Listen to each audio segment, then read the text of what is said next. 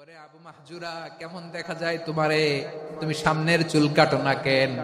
আবু মাহজুরা বলে, আমি হাঁটু গেড়ে পেয়ারা নবীর সামনে বসেছিলাম, আমার এই মাথার চুলের মধ্যে মুবারক হাত লাগিয়ে বিশ্বনবী নিজে আমাকে আজানের প্রতিটা বাক্য শিক্ষা দিয়েছেন।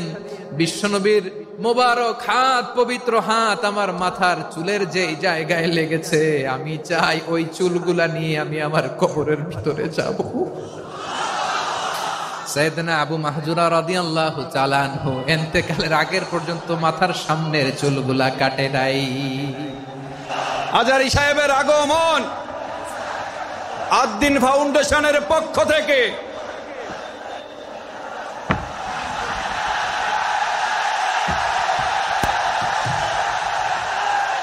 লিল্লাহে তাকবীর, লিল্লাহে তাকবীর।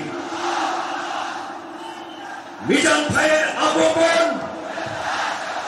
শুভেচ্ছা স্বাগতম। মিজান ভাইয়ের আগমন, লিল্লাহে তাকবীর, লিল্লাহে তাকবীর। সম্মানিত হাজিরিন, আপনারা ভালো আছেন সবাই? শীতে কষ্ট হচ্ছে না? মাশাআল্লাহ। 3 দিন ব্যাপী তাফসীরুল কোরআনের প্রোগ্রামের সমাপনী রজনী আজকে।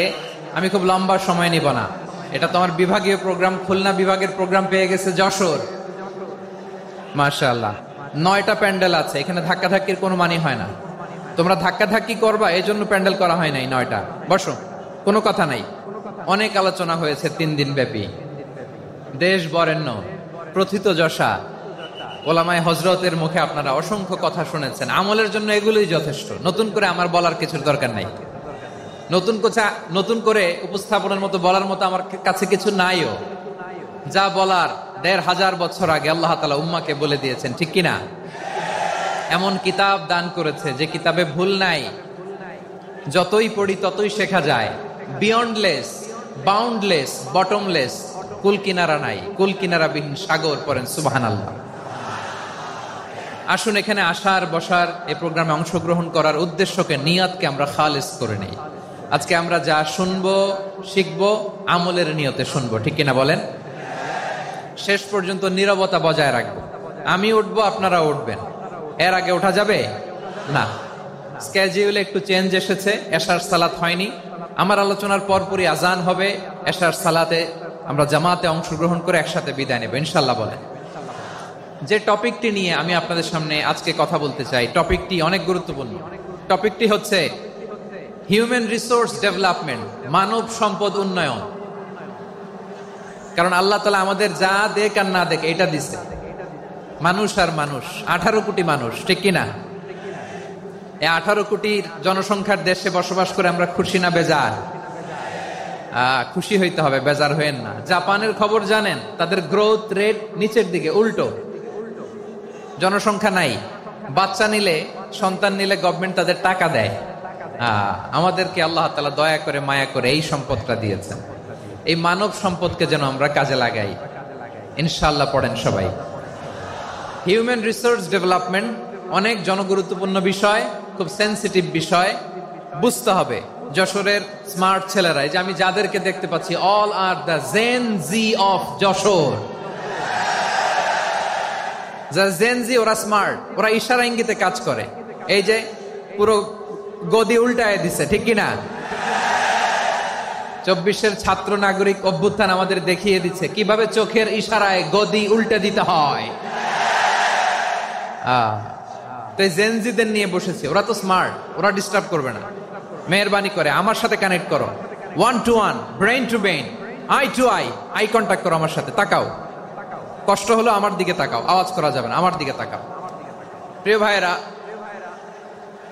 হিউম্যান রিসোর্স ডেভেলপমেন্টের ব্যাপারে কিছু কথা বলবো। এই যে আমাদের বিশাল জনসংখ্যা, এই জনসংখ্যাকে কি করে জনসম্পদে রূপান্তরিত করা যায় এ ব্যাপারে কথা বলবো। আমি সূরাতু বনী ইসরাইলের 70 নম্বর আয়াত তেলাওয়াত করেছি। এই আয়াতের আলোকে কিছু কথা আমি আপনাদের সামনে বলবো।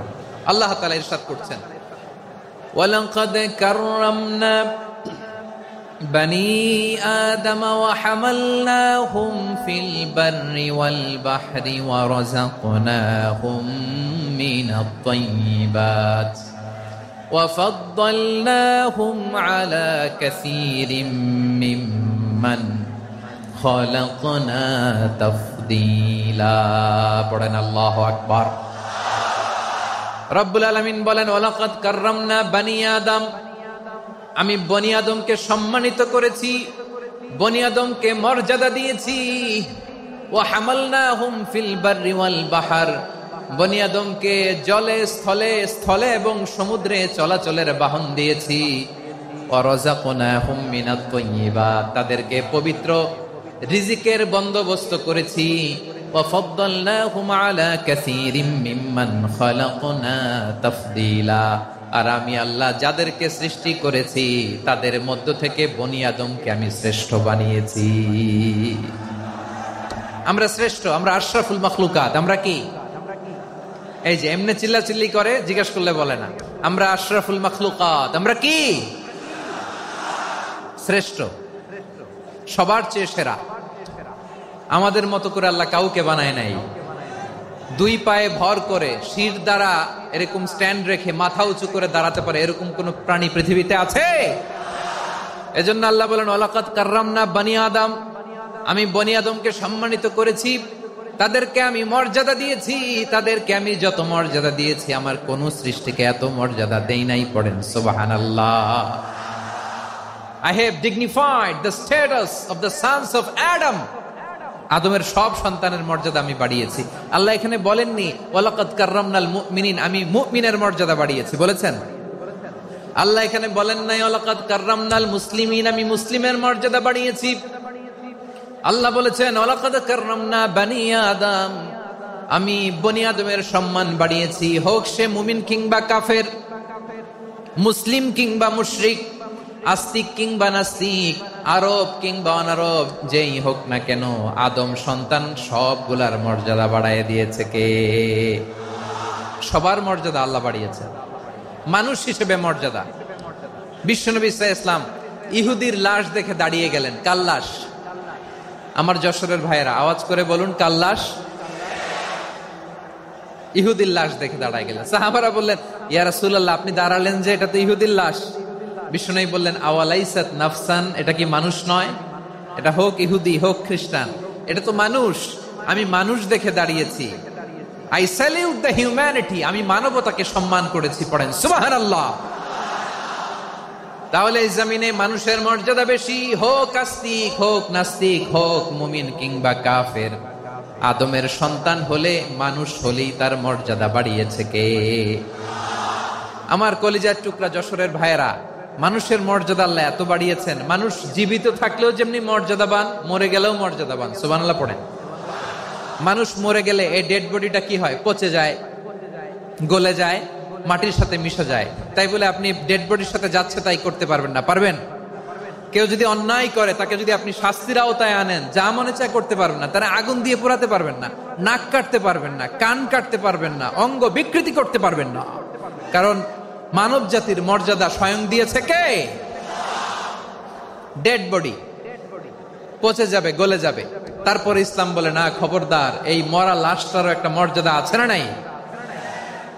ইসলাম বলে এই লাশটা গলে যাবে, পচে যাবে, কিন্তু এটার অমর্যাদা করো না।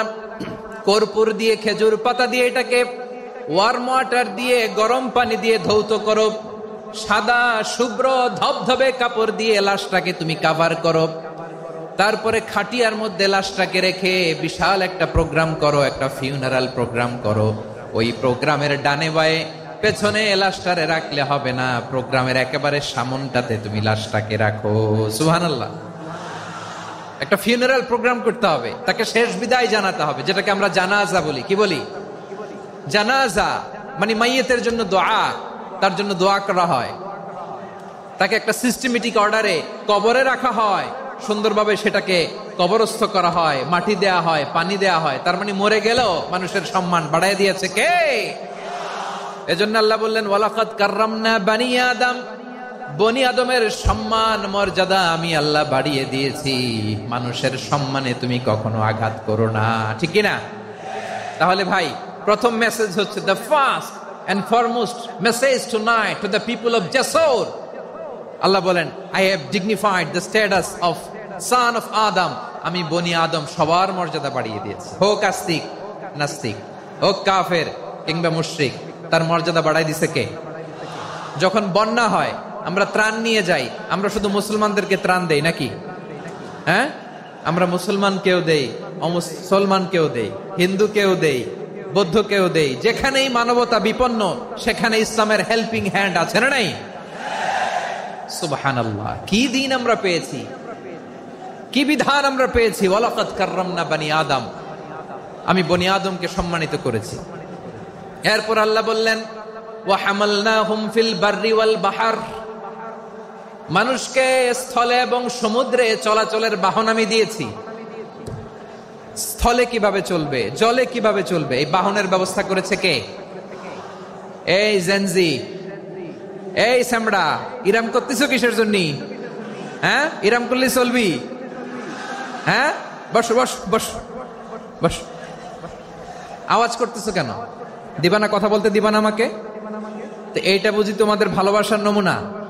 তোমাদের ভালোবাসার কারণে যদি আমি কোথাও দাঁড়াতেই না পারি, কোথাও বসতে না পারি, কোথাও দুটা কথা বলতে না পারি, এই ভালোবাসা দিয়ে কি হবে আমার?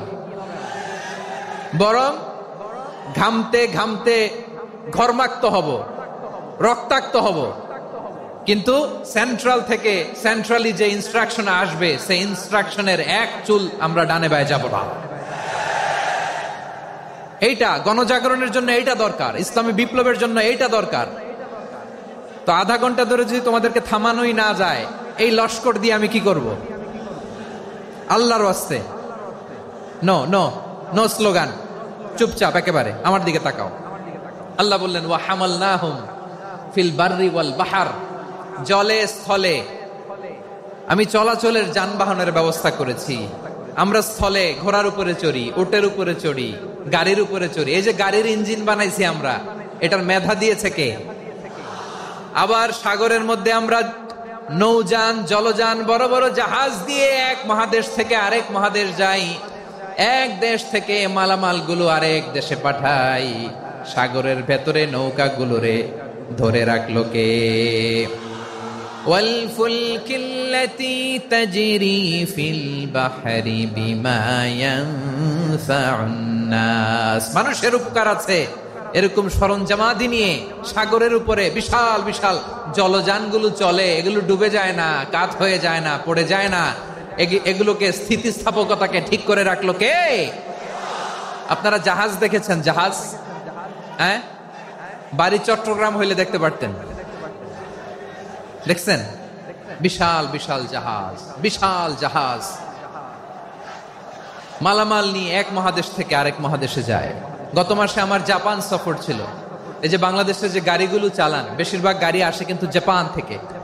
হাজার হাজার গাড়ি একটা জাহাজ বহন করতে পারে, হাজার হাজার গাড়ি। এটারে সাগরের মধ্যে ভাসাইলো কে? সবাই বলুন, ভাসালো কে? হাজার হাজার গাড়ি নিয়ে জাপানিজ গাড়িগুলো আমাদের চট্টগ্রামের এয়ারপোর্টের বন্দরে ভিড়ে। যুক্তরাষ্ট্রে আমি দেখেছি বিশাল বিশাল জাহাজ। আপনারা টাইটানিক জাহাজের নাম শুনেছেন? টাইটানিকেরও 8 গুণ 10 গুণ বড়। সুবহানাল্লাহ কইবেন না? টাইটানিক জাহাজের 8 গুণ 10 গুণ বড় একটা জাহাজ আছে, আইকন অফ দ্য সি, আমি দেখে এসেছি। রয়্যাল ক্যারিবিয়ান দেখে এসেছি। সাগরের সামনে জেটিতে যখন দাঁড়ালাম, জাহাজটা যখন যায়, আমার মনে হচ্ছে একটা শহর, গোটা শহর, the entire city is floating on the water. পুরো একটা শহর মনে হয় পানির উপর দিয়ে ভেসে যাচ্ছে। পড়েন সুবহানাল্লাহ।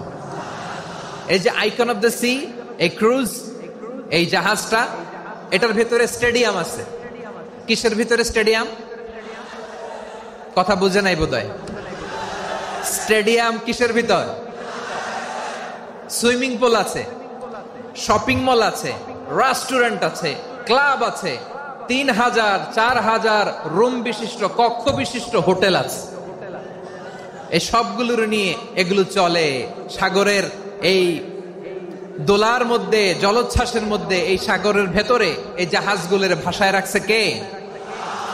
সূরা আর রহমানে আল্লাহ তাআলা বললেন, ওয়ালাহুল জাওয়ারিল মুনশাআতু ফিল বাহরি কাল আ'লাম ফাবিআইয়ি আলা, সবাই পড়েন ফাবিআইয়ি আলাই রাব্বিকুমা তুকাযযিবান। পাহাড় সম বড় বড় জাহাজগুলো মাল বোঝাই করে সাগরের মধ্যে ভেসে বেড়ায়, এগুলো দিয়ে মালামাল বহন করা যায়, মানুষরা এক দেশ থেকে আরেক দেশে যায়। এই জাহাজগুলোর সাগরের ভেতরে ভাসায় রাখলো কে?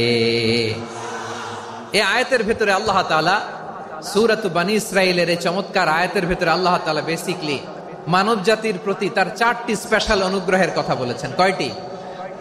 2টা বলে ফেলছি। 1 নাম্বার ওয়ালাকাদ কাররামনা বনী আদম, আমি বনী আদমের সম্মান বাড়াইছি। নাকি মুসলমানদের? নাকি মুসল্লিদের? কার সম্মান বাড়িয়েছি? বনী আদমের।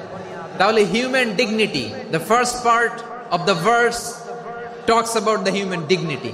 2 নাম্বার অংশ আল্লাহ তাআলা বললেন ওয়া হামালনাহুম ফিল বাররি ওয়াল বাহর, স্থলে এবং সমুদ্রে আমি তাদের জন্য চলাচলের বাহন দিয়েছি। সুবহানাল্লাহ। তার মানে smooth movement on land and sea, জলে এবং স্থলে যাতে আমরা স্মুথলি মুভ করতে পারি আল্লাহ তাআলা দিয়েছেন। 3 নাম্বার আল্লাহ তাআলা বললেন ওয়া রাযাকনাহুম মিনাত তাইয়্যিবাত, মানুষের জন্য আমি পবিত্র রিজিকের ব্যবস্থা করেছি। জলে এবং স্থলে যত প্রাণী আছে সবগুলা প্রাণীকে রিজিক দেয় কে? আমাদেরকে রিজিক দেয় কে? সাগরের মাছগুলোকে, বড় বড় তিমি মাছগুলোরে রিজিক দেয় কে? বাতাসের মধ্যে ভেসে বেড়ানো বড় বড় পাখিগুলো, স্ক্যান্ডিনেভিয়ান কান্ট্রি থেকে লক্ষ লক্ষ কোটি কোটি পাখিগুলো যে এক দেশ থেকে আরেক দেশে ট্রান্সফার হয়, এগুলোর রিজিক দেয় কে? রব্বুল আলামিন বলেন ওয়ামা মিন দাব্বাতিন ফিল আরদি ইল্লা আলাল্লাহি রিজকুহা ওয়া ইয়ালামু মুস্তাকাররাহা ওয়া মুস্তাওদাআহা কুল্লুম ফি কিতাবিম মুবিন। আল্লাহু আকবার। রব্বুল আলামিন বলেন ভূপৃষ্ঠে বিচরণশীল যত প্রাণী আছে সব প্রাণীগুলোকে আমি আল্লাহ আমার নিজের কুদরতে রিজিকের বন্দোবস্ত করি। এই প্রাণীগুলো কোথায় থাকে, কোথায় যায়, সব জায়গায় আমি রিজিক পৌঁছে দেই। রিজিক কেউ দিতে পারে না, রিজিকের মালিক কে? রিজিকের মালিক তিনি আল্লাহ। এজন্য আল্লাহ তাআলা বললেন ওয়া রাযাকনাহুম মিনাত তাইয়্যিবাত। এরপর আল্লাহ বললেন ওয়া ফাদ্দালনাহুম আলা কাসীরিম মিম্মান খালাকনা তাফদীলা। আমি যত প্রাণী সৃষ্টি করেছি সকল প্রাণীর মধ্যে মানুষের মর্যাদা শ্রেষ্ঠত্ব আমি দিয়েছি। সুবহানাল্লাহ পড়েন। তাহলে 1 নম্বরে আল্লাহ বললেন আমি বনী আদমের মর্যাদা বাড়ালাম। এরপরে বললেন স্থলে এবং সমুদ্রে চলাচলের জন্য যানবাহন দিলাম। 3 নম্বরে আল্লাহ বললেন পবিত্র রিজিকের ব্যবস্থা করে দিলাম। এরপরে আল্লাহ বললেন যত প্রাণী আছে, সৃষ্টি আছে, সবগুলার উপরে আমি মানুষকে শ্রেষ্ঠত্ব দিলাম। সুবহানাল্লাহ। তাহলে সবচেয়ে বেশি শ্রেষ্ঠত্ব মানুষের। কার? মানুষের। শুধু তাই নয় প্রিয় ভাইরা, আকাশ এবং জমিনে যা কিছু আছে সবকিছু মানুষের জন্য, মানুষের কল্যাণে, মানুষের প্রয়োজনে, মানুষের বশীভূত করে সৃষ্টি করেছেন কে? রব্বুল আলামিন বলেন হুয়াল্লাযী খালাকা লাকুম মা ফিল আরদি জামিআ। এই জমিনের মধ্যে যা কিছু আমি আল্লাহ সৃষ্টি করেছি সব কিছু আমি মানুষের জন্য সৃষ্টি করেছি। পড়েন সুবহানাল্লাহ। হুয়াল্লাযী খালাকা লাকুম মা ফিল আরদি জামিআ, যা আছে সব আমাদের জন্য, সব আমাদেরকে সার্ভিস দেওয়ার জন্য, আমাদের উপকারের জন্য, আমাদের কল্যাণের জন্য। আওয়াজ করে সবাই পড়ুন আল্লাহু আকবার। অন্য আয়াতে আল্লাহ বললেন ওয়াসাখখারা লাকুম মা ফিস সামাওয়াতি ওয়া মা ফিল আরদি জামিআম মিন ইন্না ফি যালিকা লাআয়াতিন লিকাউমি ইয়াতাফাক্কারুন। প্রথমে আল্লাহ বললেন জমিনে যা আছে সব তোমাদের কল্যাণে আমি সৃষ্টি করলাম। এরপরে আল্লাহ বললেন, আকাশেও যা আছে সব তোমাদের জন্য সৃষ্টি করলাম, তোমাদের অনুগত বানায় দিলাম। পড়েন সুবহানাল্লাহ। মানুষের কি ব্রেইন দেখেন, মানুষ জমিন ছেড়ে আকাশে চলে যায়। পাখি দেখে মানুষের শখ হলো, পাখি যেহেতু উঠতে পারে আমরাও পারবো। অরবিল রাইট, উইলবার রাইট, দুই ভাই মিলে আঁকাঝোঁকা করতে করতে করতে করতে প্লেন বানায় ফেললো। কোন সুবহানাল্লাহ। এখন পাখিও ওরে, আমরাও ওরি। এরপরেই মানুষের কৌতূহল থামে না এখানে, মানুষ চলে গিয়েছে চাঁদে। কোথায় গেছে? এখন কিন্তু চাঁদে জমি বিক্রি হয় জানেন। পৃথিবী নিয়ে মারামারি শেষ, রাশিয়া আমেরিকা এখন ধরছে চাঁদ আর মঙ্গল গ্রহ। এখন চাঁদে জমি বিক্রি হয়, মঙ্গলে জমি বিক্রি হয়। এই চাঁদ, মঙ্গল, বৃহস্পতি, শনি সব আল্লাহ তাআলা আমাদের জন্য বানিয়েছেন। সুবহানাল্লাহ পড়েন। মানুষ সাগরের উপরে চড়ে, শূন্যে ভেসে বেড়ায়, পাহাড় কেটে সুড়ঙ্গ বানায়, টানেল বানায়। মানুষ ব্রডব্যান্ডের লাইন নিয়ে যায় সাগরের ভেতর দিয়ে, এক দেশ থেকে আরেক দেশে, এক মহাদেশ থেকে আরেক মহাদেশে। সুবহানাল্লাহ পড়েন। তার মানে গোটা বিশ্বের সবকিছুর উপরে control, superiority over all creatures, সবকিছুর উপর কন্ট্রোল, মনিটরিং, নিয়ন্ত্রণ, এটা প্রতিষ্ঠা করে দিয়েছে কে? এজন্যই মানুষের শ্রেষ্ঠত্ব। ওয়ালাকাদ কাররামনা বানি আদম, আমি বনি আদমের সম্মান বাড়িয়েছি, মর্যাদা আমি বাড়িয়ে দিয়েছি এই কারণে, কারণ মানুষ সবকিছুর উপর নিয়ন্ত্রণ নিতে পারে। মানুষকে নিয়ে এই কোরআনের সব আলোচনা, মানুষকে নিয়ে এই কোরআনের সব। তাই কোরআনের কেন্দ্রীয় আলোচ্য বিষয় হচ্ছে মানুষ। কোরআনের কেন্দ্রীয় আলোচ্য বিষয় কি? যশোরের ভাইয়েরা বুঝে থাকলে সবাই বলবেন, কোরআনের কেন্দ্রীয় আলোচ্য বিষয় কি? এই যে আমি মূল আলোচনায় যাচ্ছি এখন। কেন মানুষ কোরআনের কেন্দ্রীয় আলোচ্য বিষয়? এই যে ভাইয়েরা, এই যে হাত জোর করে, এই যে Jessore Gen Z, the smart people of Jessore, হাত জোর করে বলতেছে, হাত জোর করে তোদের কাছে আল্লাহর দোহাই লাগে, স্টপ স্টপ। শুরুতে একবার বলেছে, জায়গা না হলে আস্তে আস্তে ধাক্কা দিবা, সামনে না পিছনে দিয়ে দিয়ে বেরোয় চলে যাও। এলইডিতে দেখো, এই যে এই যে আল্লাহর ওয়াস্তে জায়গা না হলে ওদিকে যাও। কোরআনের মাহফিলে বিশৃঙ্খলা, এটা কাফিরদের আলামত। কাফিররা শীষ দিত, শীষ। বিশ্বনবী কোরআনের তাফসির করলে কাফিররা শীষ দিত আর ক্ল্যাপিং করত, হুইসেল এন্ড ক্ল্যাপিং। তো আমরা কি এখানে বিশৃঙ্খলা করতে আসছি? তো বারবার থামানো লাগে কেন? কোনো আওয়াজ হবে না, বললাম তো, স্টপ।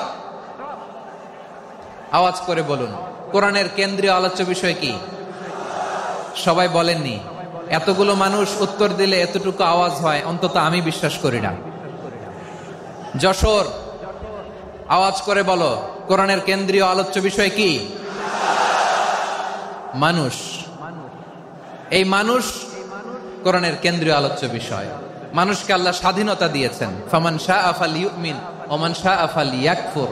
চাইলে মুমিন হতে পারো, চাইলে কাফের হতে পারো, তোমার ইচ্ছা। তবে জেনে রাখো, মুমিন হলে পাবা জান্নাত, কাফির হলে পাবা জাহান্নাম। নাও দ্য ডিসিশন ইজ ইয়ার্স। সিদ্ধান্ত তোমার, জান্নাতে যাবা না জাহান্নামে যাবা। যশোরের ভাইয়ের আওয়াজ করে বলুন, কই যেতে চান, জান্নাতে না জাহান্নামে? ডান দিকে না বাম দিকে? ডানপন্থী না বামপন্থী? চিল্লা চিল্লি না চুপচাপ? চুপচাপ কয়ে আবার চিল্লাচিল্লি শুরু করে দিচ্ছে। মাশাআল্লাহ। তাহলে কোরআনের কেন্দ্রীয় আলোচ্য বিষয় মানুষ। আমার সাথে থাকতে হবে, তোমাদেরকে নিয়ে আমি আলোচনা শেষ পর্যন্ত যাব। অনেক গুরুত্বপূর্ণ কথা বাকি আছে, আমাকে সহযোগিতা করতে হবে। মাশাআল্লাহ, এই তো ঠান্ডা হয়েছে। হ্যাঁ, ঠিক আছে ঠিক আছে ঠিক আছে। মানুষকে আল্লাহ এত স্বাধীনতা দিয়েছেন, মানুষ চাইলে অনেক ভালো হইতে পারে। ভালোর রাস্তাও খোলা, খারাপ হওয়ার রাস্তাও খোলা। ভালো হইলে মানুষ অনেক ভালো, খারাপ হইলে অনেক খারাপ। ভালো হইলে সবচেয়ে ভালো, খারাপ হইলে সবচেয়ে খারাপ। এজন্য সিদ্ধান্ত আপনাকে নিতে হবে। আল্লাহ তাআলা বলছেন, লাকাদ খালাকনাল ইনসানা ফি আহসানি তাকওয়িম সুম্মা রাদাদনাহু আসফালা সাফিলিন। আমি মানুষকে অনেক সুন্দর অবয়বে, সুন্দর আকৃতিতে সৃষ্টি করেছি। তার শুধু চেহারার ডিজাইনটাই সুন্দর নয়, তার ব্রেনটা বড্ড সুন্দর, তার মানসিকতা বড্ড সুন্দর, তার সৃজনশীলতা বড্ড সুন্দর। পড়েন সুবহানাল্লাহ। আমাদের চেহারা, অবয়ব, ডিজাইন যে সুন্দর তা না, আমাদের ব্রেনটা অনেক সফিস্টিকেটেড ব্রেন, অনেক সফিস্টিকেটেড। এই 1.5 কেজি ব্রেন ইউজ করে মানুষ গোটা বিশ্বে সভ্যতা বিনির্মাণ করেছে, ঠিক কিনা? এই ব্রেন আল্লাহ তাআলা আমাকে দিয়েছে। এটারে কাজে লাগালে, আপনার 6 সেন্স কাজে লাগালে আপনি অনন্য মানুষ হয়ে উঠবেন, মহামানবে রূপান্তরিত হবেন। মানুষ হতে পারে, চাইলেই মহামানব হতে পারে। আবার যদি মানুষ চায় খারাপও হতে পারে। আল্লাহ বললেন শুধু ভালোই না, ভালো হতে চাইলে অনেক ভালো তুমি হতে পারো, আবার খারাপ হতে চাইলে অনেক খারাপ তুমি হতে পারো। সুম্মা রাদাদনাহু আসফালা সাফিলিন।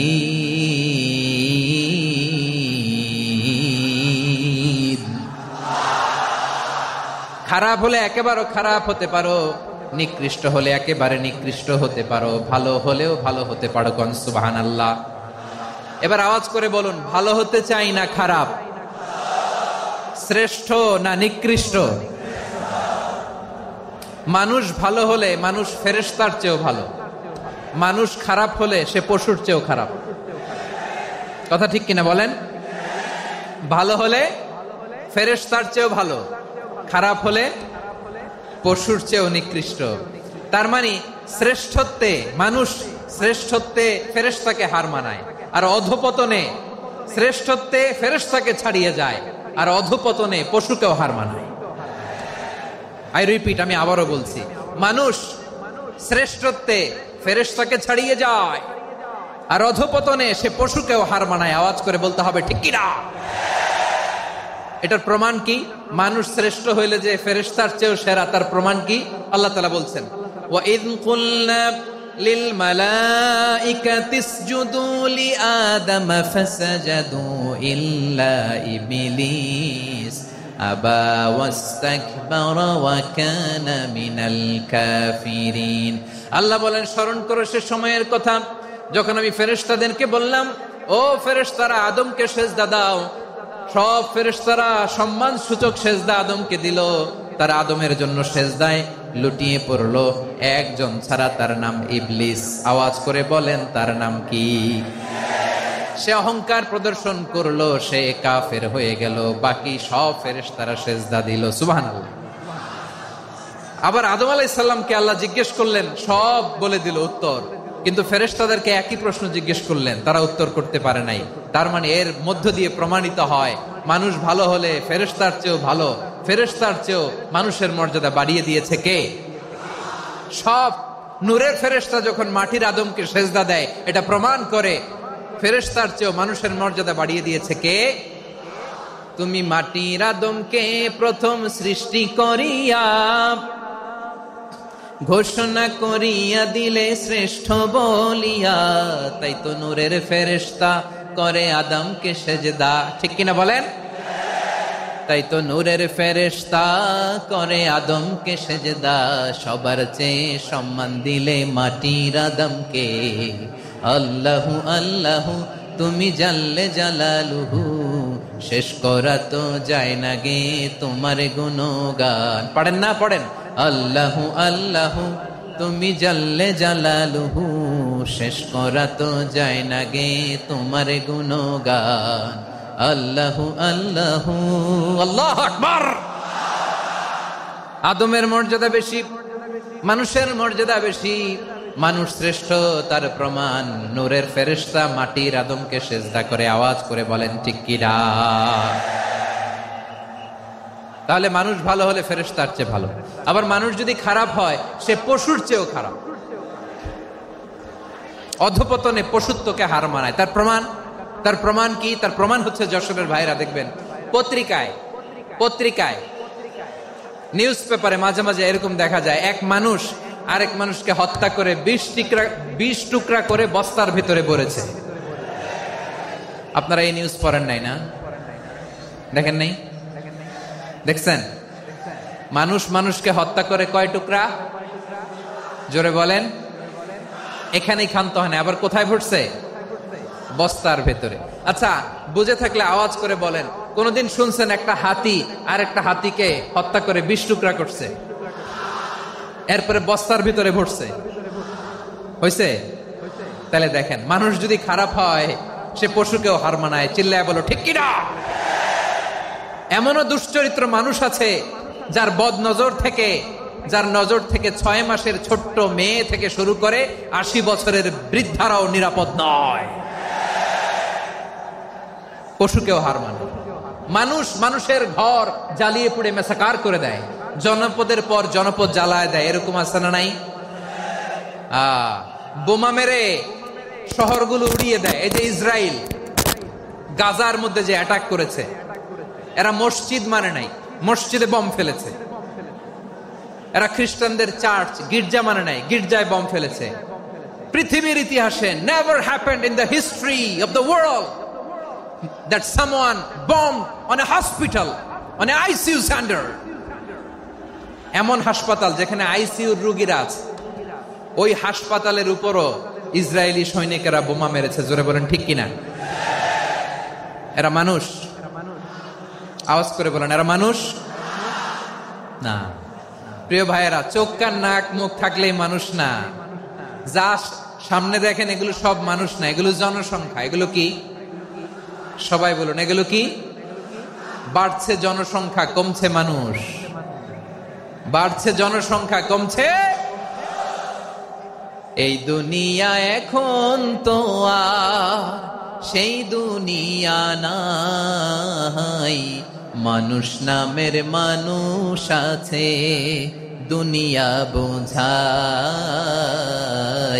সেই মানুষের ভিড়ে আমার আসল মানুষ নাই। ঠিক কিনা? আসল মানুষের বড্ড অভাব, আসল মানুষের বড্ড অভাব। আমার ভাইয়েরা, মানুষ খারাপ হলে পশুকেও হার মানায়। আচ্ছা, আওয়াজ করে বলেন, এই যশোরের ছেলেরা এদিক তাকাও, আওয়াজ করে বলো, যে ইসরায়েলি সোলজাররা উপর থেকে বোমা মারলো, তারাও মানুষ? তারাও কি? ওরাও রক্তে মাংসে মানুষ, ওদেরও পরিবার আছে। বোমা মেরে যেই মেয়েটাকে তারা অনাথ বানায়, ইয়াতিম বানায়, ও কিন্তু বাসায় ওর মেয়েটাকে রেখে আসছে। ঠিক কিনা বলেন? বম্বিং করে যে বাবাকে মেরে, স্বামীকে মেরে স্ত্রীকে বিধবা বানায়, তারও ঘরে স্ত্রী আছে। উপর থেকে বম মেরে মানুষ মেরে দিচ্ছে, তারাও মানুষ। 1945 সালের 6 আগস্ট আমেরিকান সোলজাররা হিরোশিমায় বম মেরেছে। আমি নিজে দেখে এসেছি জাপানের হিরোশিমাতে। সকাল 8:15 মানুষ কেউ অফিসে যাচ্ছিল, কেউ খেতে খামারে কাজ করতে যাচ্ছিল। লিটল বয় নামে একটা বোম মেরেছে তারা। এই বোমের আঘাতে, পারমাণবিক এই বোমার রেডিয়েশনে আঘাতে, বোম ব্লাস্ট হওয়ার পরে মুহূর্তের মধ্যে 1,40,000 নাই। উপর থেকে যারা মারতেছে এরাও মানুষ, যাদেরকে মারলো তারাও। তার মানে মানুষে মানুষে পার্থক্য আছে না? নেই? মানুষে মানুষে পার্থক্য আছে। নাক কান চোখ মুখ থাকলেই মানুষ নয়। বাড়ছে জনসংখ্যা, কমছে মানুষ। চিল্লায় বলো ঠিক কিনা? তাহলে আমরা বুঝলাম, মানুষ ভালো হলে অনেক ভালো, খারাপ হলে অনেক খারাপ। ও আমার কলিজার টুকরা যশোরের ভাইয়েরা, আসুন না 3 দিন ব্যাপী এই তাফসিরুল কোরআনের ঐতিহাসিক প্রোগ্রাম থেকে আমরা সিদ্ধান্ত নেই, আমরা ভালো মানুষ হব নাকি খারাপ মানুষ হব। কলিজা থেকে, প্রাণ থেকে আওয়াজ করে সবাই বলুন, ভালো মানুষ নাকি খারাপ মানুষ? ভালো মানুষ হইতে হবে। ভালো মানুষ যারা জগৎটাকে এনলাইটেন করবে, যারা এনলাইটেন করবে, যারা সত্যের বীর সেনানী হয়ে দাঁড়াবে, যারা সত্যের পক্ষে কথা বলবে, যারা জালিমের মসনদকে ভেঙে খান খান করে দেবে। এরকম হওয়ার দরকার আছে না নাই? এরকম ভালো মানুষ আমরা হতে চাই কি চাই না? মানুষকে যত্ন নিলে মানুষ যে কত ভালো হয় আপনি কল্পনাও করতে পারবেন না। এই যে আপনাদের যশোরে যে ভালো ছেলেগুলো আছে, যে ভালো তরুণগুলো আছে, যে যুবকগুলো আছে, যে ভালো আলেমরা আছে, ভালো নেতারা আছে, সবাই যদি তাদের মতো হতো, পুরো যশোরটা একটা জান্নাতের টুকরা হয়ে যেত। আওয়াজ করে বলেন ঠিক কিনা? মানুষকে নার্চারিং করলে, মানুষকে পলিশ করলে, মানুষকে গ্রুমিং করলে, মানুষকে সঠিক তারবিয়া দিলে মানুষ অনন্য হয়ে ওঠে। প্রতিটি মানুষ অনন্য। আমি অনন্য, আপনি অনন্য, আমরা সবাই অনন্য। সুবহানাল্লাহ বলেন। মানুষকে আল্লাহ তাআলা দিয়েছেন অসীম ক্ষমতা, অসীম ক্ষমতা। সুবহানাল্লাহ। একটা মানুষ পারে না এমন কিছু নাই। একটা মানুষ পারেন এমন কিছু নাই, বিশ্বাস করতে হবে মানুষ যা কল্পনা করতে পারে ওইটা মানুষ করে দেখাতে পারে। যশোরের ভাইয়ের, আই রিপিট, আমি আবারও বলছি, এই চিল্লাচিল্লি করলে আমার এই গুরুত্বপূর্ণ কথা তোমরা মিস করবা। আমরা যখন আমার পিতার পৃষ্ঠদেশে ছিলাম, পিতার পৃষ্ঠদেশ থেকে শুক্রাণু যখন মায়ের গর্ভদেশে যেয়ে পড়ে, কতটা শুক্রাণু ভ্রমণ শুরু করে জানো? 20 কোটি শুক্রাণু। একবার সিমেন আউট হলে সেখানে 20 কোটি শুক্রাণু থাকে, ভ্রমণ শুরু করে। ওই 20 কোটি শুক্রাণুর মধ্য থেকে তুমি আমি আজকে এক বিকশিত শুক্রাণু মানব রূপে পৃথিবীতে এসেছি। সুবহানাল্লাহ। ওই 20 কোটি শুক্রাণুর প্রতিযোগিতায় সবাইরে পেছনে ফেলে সেদিন আমি সফল হয়েছিলাম, সেদিন আমি বিজয়ী হয়েছিলাম। সেদিন আমি এত ছোট ছিলাম, মাইক্রোস্কোপ দিয়েও আমার অস্তিত্ব টের পাওয়া যায় না। আমি এত তুচ্ছ ছিলাম, নগণ্য ছিলাম, আমার কান ছিল না, আমার চোখ ছিল না, আমার হাত ছিল না, আমার জন্য রিকমেন্ডেশন করার মতো মামু ছিল না, খালা ছিল না, কেউ ছিল না। তারপরেও ওই প্রতিযোগিতায়, ওই কম্পিটিশনে যখন আমারে কেউ হারাতে পারে নাই, আল্লাহর জমিনেও আমারে কেউ হারাতে পারে না। হারার জন্য তোমার জন্মই হয় নাই, তুমি আসছই জিতার জন্য। সুবহানাল্লাহ। বিশ্বনবী বলেন, আন্নাসু মাআদিন কামাআদিনি যাহাবি ওয়াল ফিদ্দা খিয়ারুহুম ফিল জাহিলিয়াতি খিয়ারুহুম ফিল ইসলাম। Peoples are like mines of gold and silver. সোনার খনি, রূপার খনি, এর চেয়েও বড় খনি হচ্ছে এই মানব সম্পদের খনি। আওয়াজ করে বলেন আল্লাহু আকবার। আল্লাহ তাআলা এই সম্পদ আমাদেরকে দিয়েছে। বিশ্বনবী বলেন, মানুষ হচ্ছে খনির মতো। খিয়ারুহুম ফিল জাহিলিয়াতি খিয়ারুহুম ফিল ইসলাম। জাহিলি যুগে যারা সেরা, ইসলামেও তারা সেরা। ইদা ফাকুহু, যদি তারা বুঝবান হয় তাহলে তাদেরকে সেরা বানায় দিবে কে? তাহলে মানুষের চেয়ে সেরা কেউ হতে পারে? মানুষের চেয়ে অনন্য কেউ হতে পারে? মানুষকে কেউ হারাতে পারে? আওয়াজ করে বলো, তোমাকে কেউ হারাতে পারবে? এই সাহস জাগছে আজকের আলোচনা থেকে। আমি তুমি অনন্য, আমাকে তোমাকে হারায়া দেওয়া এত সহজ না, ঠিক কিনা? একটা কথা জীবনের সাথে সেট করে নিতে হবে, আমি জিতি নয় শিখি, আমি কখনো হারি না। জীবনের সাথে সেট করে নাও, জেনজি অফ জেসর, আমি কখনো হারি না, আমি হয় জিতি নয় শিখি। চিল্লায় বলো ঠিক কিনা? আমি কখনো হারি না, আমার হারানো এত সোজা না। কি সাহস জাগছে? বুকে সাহস জাগছে? তাকবীর পড়ো, লিল্লাহে তাকবীর। তাহলে বিশ্বনবী বললেন, নাসু মাআদিন, মানুষ হচ্ছে খনি। এই ধাক্কা ধাক্কি আমি জানি এগুলো ভালোবাসার ধাক্কা ধাক্কি, এজন্য আমি সহ্য করে নেই। এগুলো যে ভালোবাসার ধাক্কা ধাক্কি এটা আমরা বুঝি। পৃথিবীর কোন আইন, সিকিউরিটি প্রটোকল দিয়ে এটারে মানানো যাবে না, কারণ এটা তো ভালোবাসা, লাভ। লাভ কোন আইন কানুন দিয়ে বাধা যায় না, মানানো যায় না, ঠিক কিনা বলো?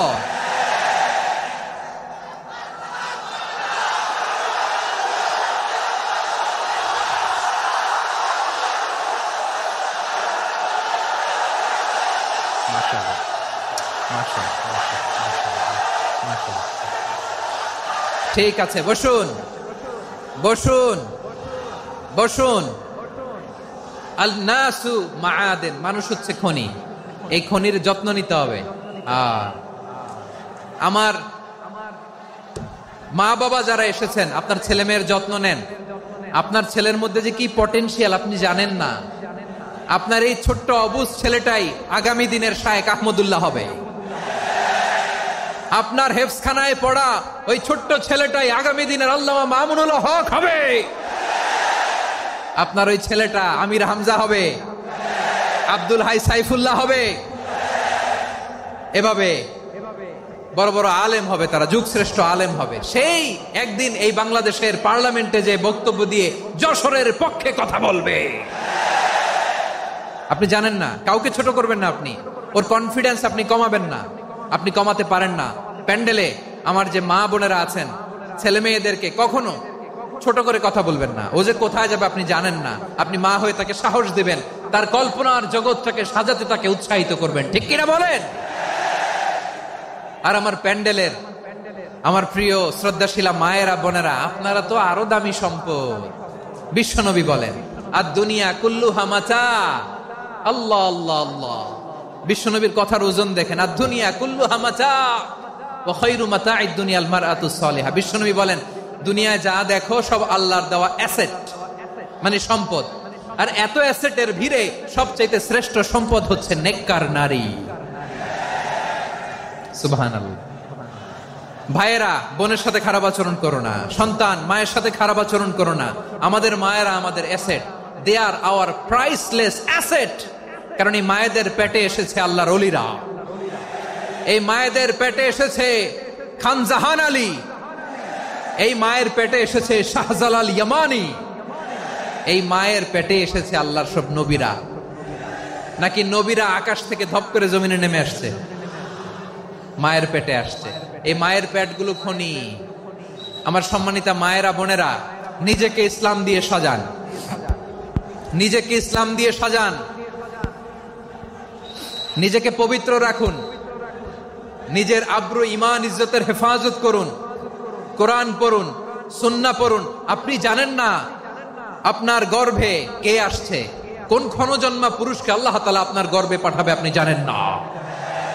মায়েরা, নিজেদেরকে পবিত্র রাখুন, ইসলাম চর্চা করুন, কোরআন চর্চা করুন, নৈতিকতা দিয়ে নিজেকে সাজান। যশোরের জেনজি, নিজেদেরকে প্রস্তুত রাখো আগামীর বাংলাদেশের জন্য। নৈতিকতা, মোরালিটি, ভ্যালিউজ দিয়ে নিজেকে সাজাও, ইসলাম দিয়ে নিজেকে সাজাও। কারণ আগামীর বাংলাদেশ ইসলামের বাংলাদেশ। বাংলাদেশের আসল পরিচয় ইসলাম। বাংলাদেশের আসল পরিচয় কি? সবাই বলে না। বাংলাদেশের আসল পরিচয় কি? এই ইসলাম নিয়ে আমরা সংসদ ভবন সাজাবো, রাজি আছি না নাই? শেকড় ভুলে যাওয়া যাবে না। আমরা ধাপে ধাপে শারিয়া আইনের দিকে যাব ইনশাআল্লাহ, কিন্তু জঙ্গিবাদ দিয়ে নয়, কট্টর পন্থা দিয়ে নয়। আমরা ইন্টেলেকচুয়ালি, গ্রাজুয়ালি, ধাপে ধাপে শারিয়া আইনের দিকে মুভ করব ইনশাআল্লাহ। বলো লিল্লাহি তাকবীর। এদেশের আসল পরিচয় সবাই বলে না, আওয়াজ করে, এদেশের আসল পরিচয়।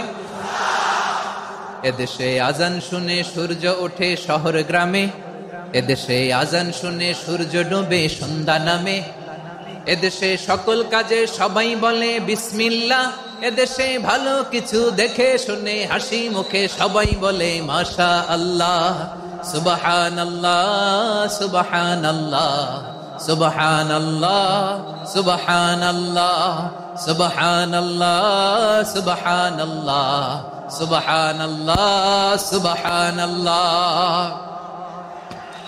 ও নবীন তরুণ, তোমার কিসের এত ভয়?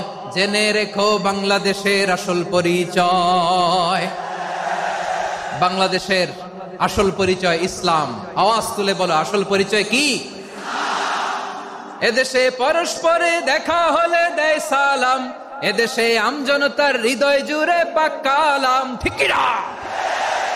এদেশে বিপদ এলে সর্বজনে সর্বক্ষণে দোয়া পড়ে ইন্না লিল্লাহ সুবহানাল্লাহ সুবহানাল্লাহ সুবহানাল্লাহ সুবহানাল্লাহ। এদেশে আজান শুনে সূর্য ওঠে শহর গ্রামে, এদেশে আজান শুনে সূর্য ডোবে সন্ধ্যা নামে, এদেশে সকল কাজে সবাই বলে বিসমিল্লাহ, এদেশে ভালো কিছু দেখে শুনে হাসি মুখে সবাই বলে মাশা আল্লাহ সুবহানাল্লাহ। আওয়াজ করে সুবহানাল্লাহ সুবহানাল্লাহ সুবহানাল্লাহ সুবহানাল্লাহ। সবাই একসাথে সুবহানাল্লাহ সুবহানাল্লাহ সুবহানাল্লাহ সুবহানাল্লাহ। এদেশের আসল পরিচয় কি? আওয়াজ করে বলতে ভয় লাগে। এদেশের আসল পরিচয় কি? ইসলাম দিয়ে আমাদের সংসদ ভবন চলুক, আমরা চাই কি চাই না? বঙ্গভবনে লা ইলাহা ইল্লাল্লাহর পতাকা উড়ুক, আমরা চাই কি চাই না? প্রতিটি জেলা অফিসে, ডিসি অফিসে লা ইলাহার পতাকা ঝুলুক, আমরা চাই কি চাই না? কারা কারা চাই হাত তুলে আল্লাহরে দেখায়।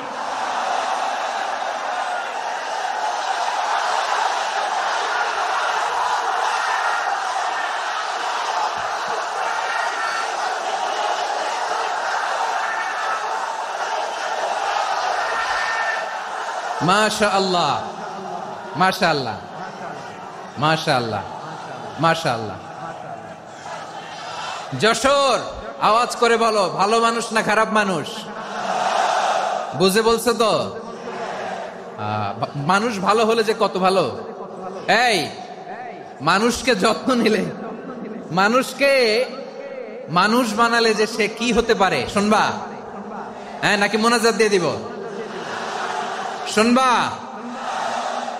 তাহলে থামতে হবে। থামো, আমি যখন বলবো থামো থামো, তাকবীরের সময় দিলে তাকবীর, থামো থামো।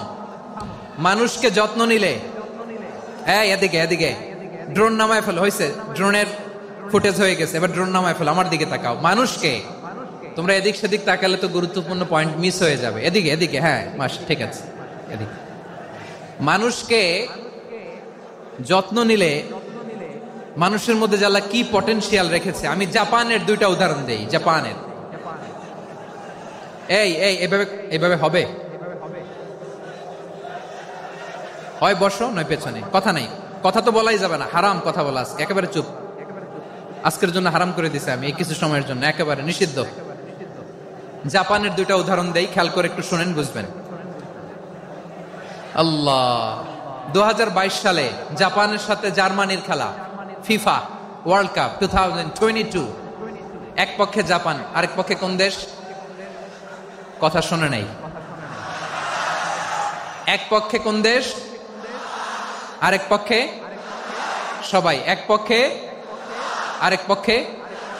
ওই খেলায় জিতেছিল জাপান, জিতেছিল 22 সালের এই ফিফা ওয়ার্ল্ড কাপে। জাপান ফুটবল খেলায় জিতে, as a part of their celebration, তারা খেলার পরে পুরো স্টেডিয়ামটারে ক্লিন করে। The fan base of Japan, lakh lakh মানুষ খেলা দেখতে যায়, তো এত ডাস্টবিনও তো নাই, তো যারা ডাস্টবিনে জায়গা পায় নাই তারা এই যে চকলেটের প্যাকেট, পানির বোতল, চিপসের প্যাকেট তারা এদিকে সেদিকে রেখে দিয়েছে। জাপানের ভক্তরা, জাপানের ফলোয়াররা, as a part of their celebration, তারা খেলার পরে পুরো স্টেডিয়ামের সব ময়লা আবর্জনা ক্লিন করে তারপরে বিদায় নিয়েছে। তাদেরকে কি ক্লিন করার দায়িত্ব দেয়া হয়েছিল? এই যশোর, জাপানের যে ছেলেরা খেলা দেখতে গেছিল ওদেরকে কি ক্লিন করার দায়িত্ব দিছিল? তারা কি স্টেডিয়ামের পরিচ্ছন্নতা কর্মী? তাদের আকল, তাদের সিক্স সেন্স তাদেরকে বলেছে। ছোটবেলা থেকে জাপান গভর্নমেন্ট ওদেরকে এত পরিচ্ছন্নতা শেখায়, ক্লিনলিনেস অ্যাওয়ারনেস ক্যাম্পেইন করায়। ক্লাসে আমি দেখেছি, ক্লাসে নিজের বেঞ্চ নিজে মুছে, ক্লাসের মাঝখানে একটা সময় দেয়, নিজের টেবিল নিজে মুছে, নিজের ক্লাসরুমটা নিজে পরিষ্কার করে। রাস্তাঘাটে একটা ধুলা নাই, ময়লা নাই, একটা টিস্যু নাই। খেলার পরে গোটা বিশ্বকে তাক লাগিয়ে দিয়েছে। জাপানের ফ্যানরা সবার রেখে যাওয়া গার্বেজ, টিস্যু, বোতল পরিষ্কার করে তারপরে স্টেডিয়াম থেকে বিদায় নিয়েছে। আমরা কেন এমন হইতে পারলাম না? আমরা কেন এমন হইতে পারলাম না? জাপানের যারা এগুলো করছে ওদের 3টা করে চোখ না? চোখ তো 3টা, জাপানো লাগো, জাপানো লাগো। হাত তো 4টা, কান তো 6টা। হ্যাঁ, নাকি আমার মতো 2 হাত 2 কানওয়ালা মানুষ? চোখে দেখলে ওটা মানুষ না। চিন্তা করছেন? তার মানে জাপানিজদেরকে যে গ্রুমিং করে শিখানোর মাধ্যমে পরিচ্ছন্ন বানানো গেছে। ওরা যেমনি মানুষ, আমরাও মানুষ। আমাদের সন্তানদেরকে শেখালে তারাও পারবে, পারবে কিনা? 2 নম্বর উদাহরণ বলি। চট্টগ্রাম ফেনীতে যারা গিয়েছেন, মেঘনা গোমতী ব্রিজ প্রকল্প নাম শুনছেন? মেঘনা একটা ব্রিজ পার হওয়া লাগে। এই মেঘনা গোমতী, এখানে 3টা ব্রিজ কাঁচপুর সহ, এই 3টা ব্রিজের নির্মাণ কাজ, রেনোভেশনের কাজ দেয়া হয়েছিল জাপানের একটা কোম্পানিকে। কাকে? জাপানের কোম্পানির নির্মাণ শেষে 738 কোটি টাকা বেঁচে গেছিল। এটা গভর্নমেন্টের হাতে দিয়ে তারা বিদায় নিয়েছে। কত টাকা? 738 কোটি টাকা। যত প্রাক্কলিত ব্যয় নির্ধারণ করা হয়েছে সব টাকা সরকার, তৎকালীন সরকার, 2019-এর সরকার কারা ছিল তো জানেন? এই 2019-এর সরকার তাদেরকে দিয়েছে। তারা রিনোভেশন নির্মাণ শেষে 738 কোটি টাকা অতিরিক্ত বেঁচে গেছিল। এটা আবার গভর্নমেন্টের হাতে বুঝাই দিয়ে তারা বিদায় নিচ্ছে। আমরা কেন এমন হইতে পারলাম না? জাপানের ওরাও মানুষ, আমরাও মানুষ। তার মানে মানুষে মানুষে পার্থক্য আছে না নাই? আচ্ছা, জাপানের 2টা উদাহরণ দিলাম, এবার আমার দেশের 2টা উদাহরণ দিব না? বাংলাদেশের দুটা উদাহরণ দেয়। 1 নম্বর উদাহরণ, গত সপ্তাহে আপনারা জানেন কক্সবাজার আমার একটা প্রোগ্রাম ছিল, তো হেলিকপ্টারে গিয়েছিলাম।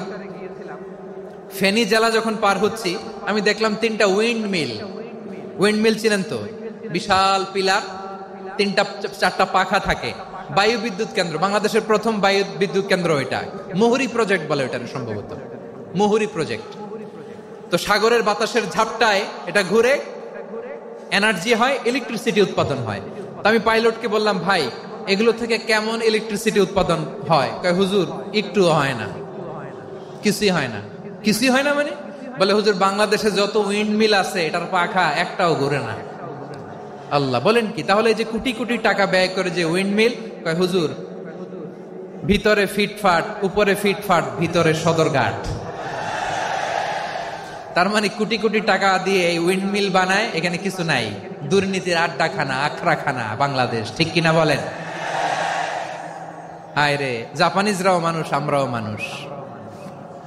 আমার এক নিকটাত্মীয় সরকারি চাকরিজীবী, উনি আমাকে বললেন, বাংলাদেশের আর একটা উদাহরণ দেখি, উনি আমাকে বললেন যে প্রতি বছর আমাদের অফিসের ফার্নিচার চেঞ্জ করে।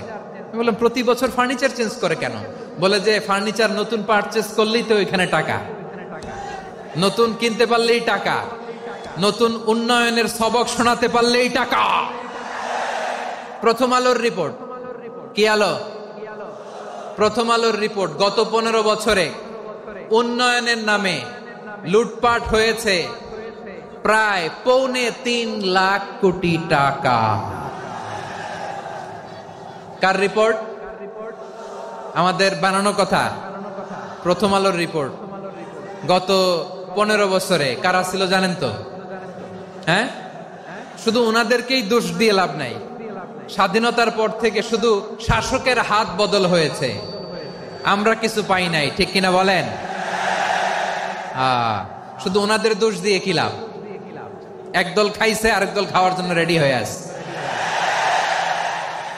আমরা এরকম চাই না। আমরা চাই স্বাধীন সার্বভৌম বাংলাদেশ, আমরা চাই দুর্নীতিমুক্ত বাংলাদেশ। আমি নিউজটা যে কতবার পড়লাম, এটা কি সম্ভব? 3.25 লাখ কোটি টাকা লুটপাট, মানে লুটপাট করতে করতে এদেশের জনগণকে ফুটপাতে বসায় দিচ্ছে। প্রিয় ভাইয়েরা, জাপানের মানুষও মানুষ, আমরাও মানুষ। সিদ্ধান্ত আপনার, কোন মানুষ হবেন, ভালো মানুষ না খারাপ মানুষ? আজকের আলোচনার বিষয় হচ্ছে মানব সম্পদের উন্নয়ন, human resource development. It's a process to increase the capacity of knowledge, skill, capacity of the people of a country. একটা দেশের মানুষের জ্ঞান, তাদের দক্ষতা কি করে বাড়ানো যায়, বাড়িয়ে দেশের উন্নয়ন করানো যায়, এটাই হচ্ছে মানব সম্পদ উন্নয়নের মূল কথা।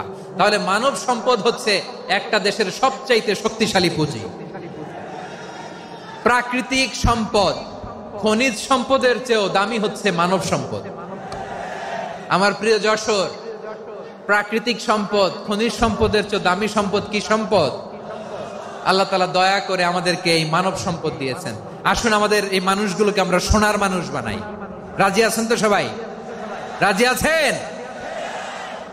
মানুষ পারে না এমন কোনো কিছু নাই, চাইলে সব পারে। এজন্য মানুষকে তারবিয়া দিতে হবে, যথাযথভাবে তাদেরকে গড়তে হবে। আসুন আমরা সিরাতের আয়নায় বিশ্বনবীর জীবনী থেকে দেখি তিনি কিভাবে হিউম্যান রিসোর্সকে ম্যানেজ করতেন।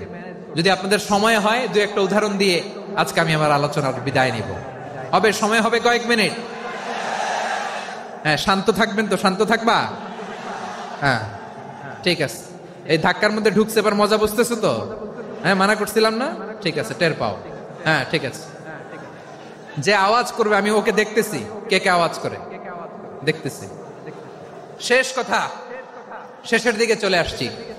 বিষ্ণু ইসলাম কিভাবে হিউম্যান রিসোর্সকে ম্যানেজ করতেন, মজার কথা আছে কয়েকটা, বলে বিদায় নিব। বিশ্বনবী কিভাবে এই মানব সম্পদকে ম্যানেজ করতেন। বিশ্বনবী, he was a very good talent hunter, চৌকস ট্যালেন্ট হান্টার ছিল। কার মধ্যে কি ট্যালেন্ট আছে দেখলেই বুঝে ফেলতেন। সুবহানাল্লাহ পড়বেন না? কি নবী আমরা পেয়েছি। He was a very good talent hunter. আমার নবী, তিনি চৌকস ট্যালেন্ট হান্টার ছিলেন। কার মধ্যে কি প্রতিভা বের করতেন, ওই প্রতিভাকে ইসলামের কল্যাণে কাজে লাগাতেন। সুবহানাল্লাহ বলেন। যাকে যেই জায়গায় সেট করলে ভালো হবে তাকে ওই জায়গায় সেট করতেন। কয়েকজন সাহাবীর জীবনী শোনাই। আবু মাহজুরা রাদিয়াল্লাহু তাআলা আনহু, মক্কার মুয়াজ্জিন, আগে ছিল মুশরিক, পরে হইছে মুমিন। উনি কিভাবে মুমিন হইলেন এই ঘটনাটা একটু আপনাদের শোনাতে চাই। তা আপনাদের তো সময় নাই হাতে, হ্যাঁ সময় আছে? এই জেনজি শেষ করে দিল আজকের প্রোগ্রামটা। 1 ঘন্টা ধাক্কা ধাক্কি করে কেমনে দাঁড়ায় আছে আমি বুঝলাম না।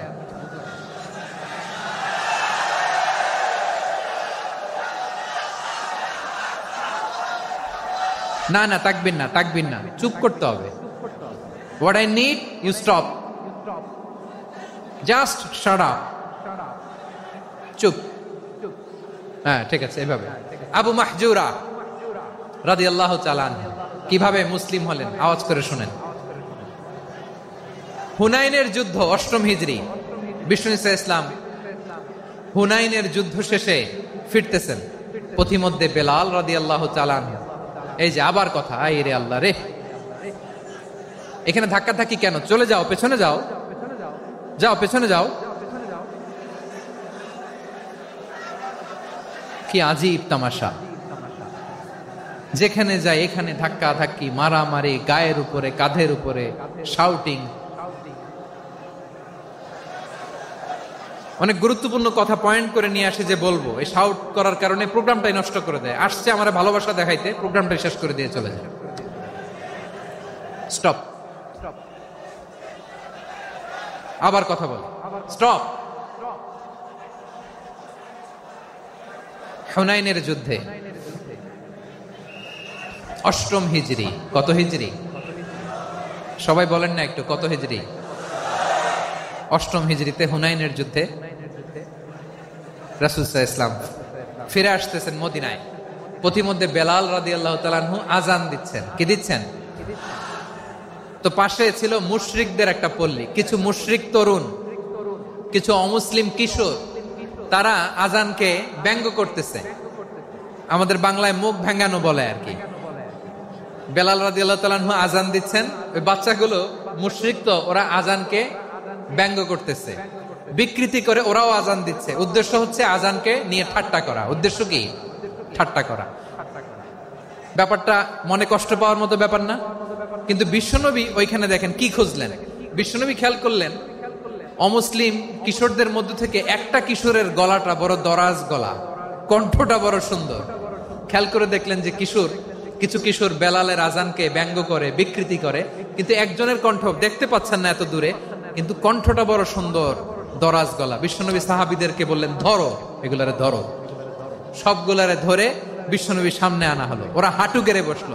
বিশ্বনবী বললেন, তোমাদের মধ্যে কে যেন ব্যঙ্গ করে আযান দিচ্ছিল, তার গলাটা বড় উঁচু, গলার বেসটা বড় মজবুত, মেলোডিয়াস, সুমধুর কণ্ঠ। কে?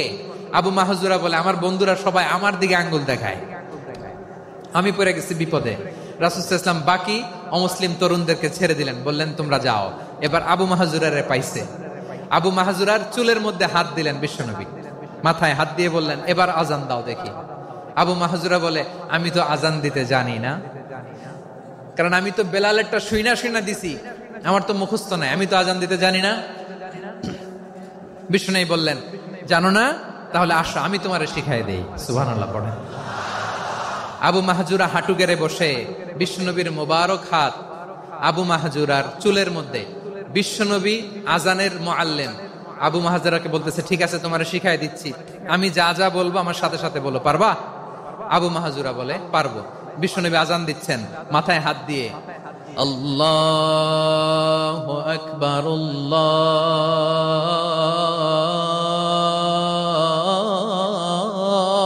আল্লাহু আকবার। আবু মাহজুরা এই বাক্যটা পড়লেন। বিশ্বনবী দ্বিতীয় বাক্য পড়তে আরম্ভ করলেন, আল্লাহু আকবার,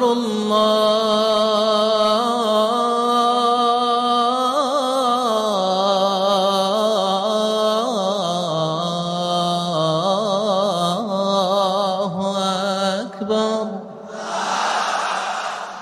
আবু মাহজুরা এই বাক্যটা বললেন। বিশ্বনবী আবু মাহজুরার মাথার মধ্যে হাত দিয়ে তৃতীয় বাক্য পড়লেন, আশহাদু আল্লা ইলাহা ইল্লাল্লাহ।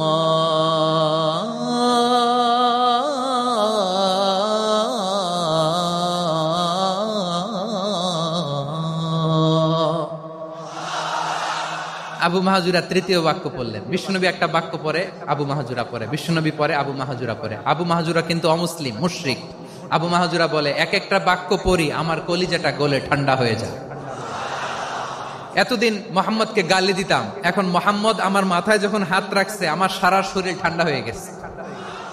বিশ্বনবী আজান শিখাচ্ছেন, একটা একটা বাক্য পড়ে আবু মাহাজুরাও পড়ে, বিশ্বনবী পড়ে আবু মাহাজুরাও পড়ে।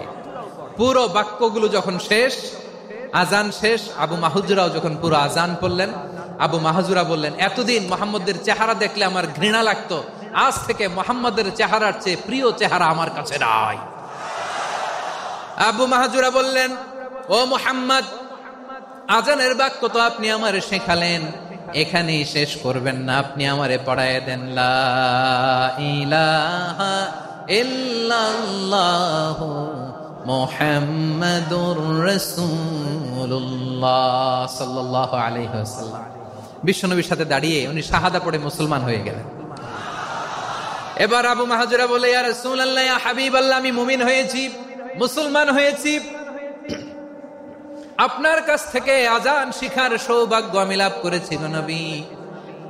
আমার কণ্ঠের বড় তারিফ করেছেন, আপনি আমার আজানকে আপনি পছন্দ করেছেন। একটা জিনিস আপনার কাছে চাই, আপনি আমাকে মক্কার মসজিদুল হারামের মুয়াজ্জিন হিসেবে অ্যাপয়েন্ট করে দেন।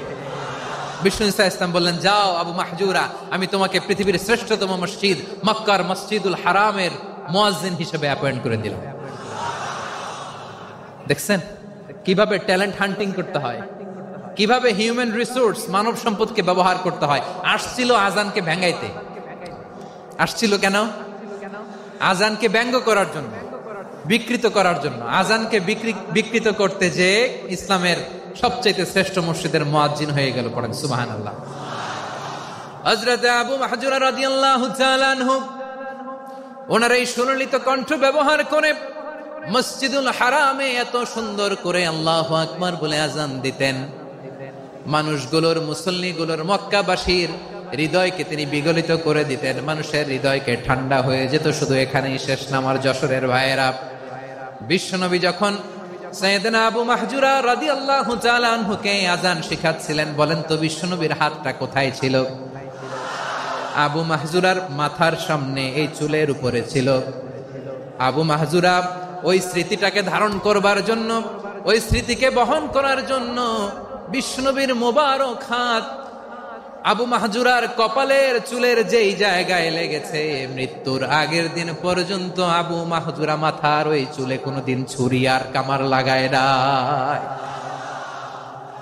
সেখানে কেচি লাগায় নাই, চুলের মধ্যে খুর লাগায় নাই। আবু মাহজুরা ডান দিকের চুল কাটতো, বাম দিকের চুল কাটতো, পেছনের চুল কাটতো, সামনের চুল কাটতো না। আবু মাহজুরা রাদিয়াল্লাহু তাআলা আনহুর সামনের চুলগুলো বড় হতে হতে যখন এত বড় হয়ে যায়, তিনি চুলগুলো পেঁচিয়ে মাথার মধ্যে রাখতেন, তারপরে তিনি পাগড়ি পরতেন। সবাই জিজ্ঞেস করতো, আবু মাহজুরা, এটা আবার কেমন স্টাইল? দেখতে তোমারে কি বিদঘুটে লাগে? কেমন অড লাগে? কেমন খারাপ দেখা যায়?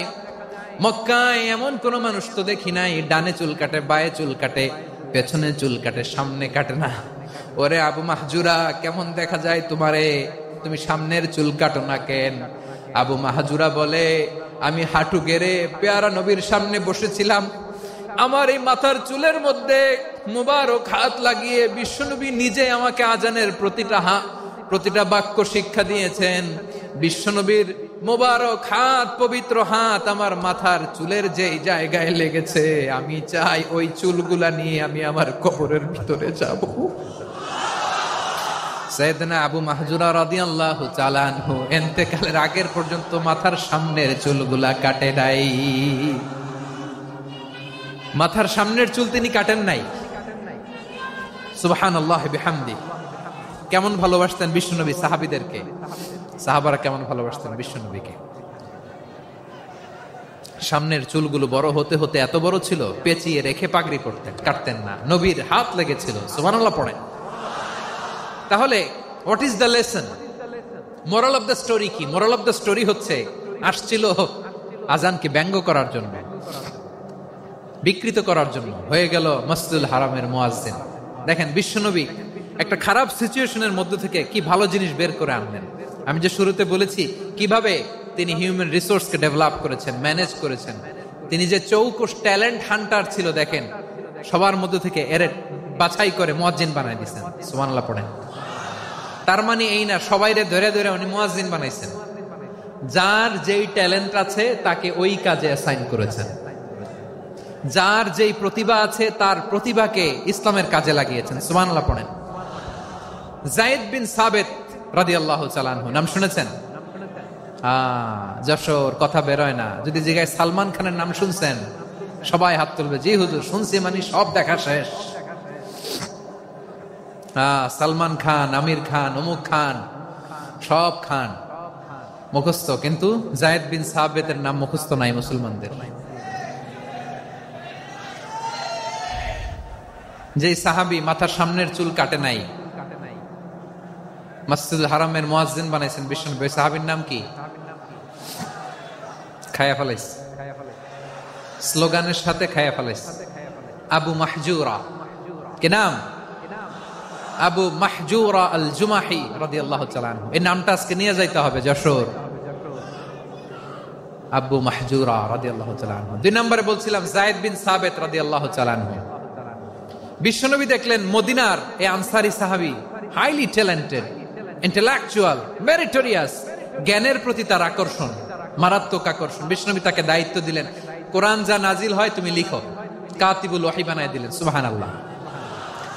যায়েদ বিন সাবিতরে আবার আজান শিখান নাই, কারণ তার মধ্যে বিশ্বনবী প্রতিভা দেখেছেন, একাডেমিক প্রতিভা। বিশ্বনবীর একাডেমিক প্রজেক্ট গুলো তিনি হ্যান্ডেল করতেন।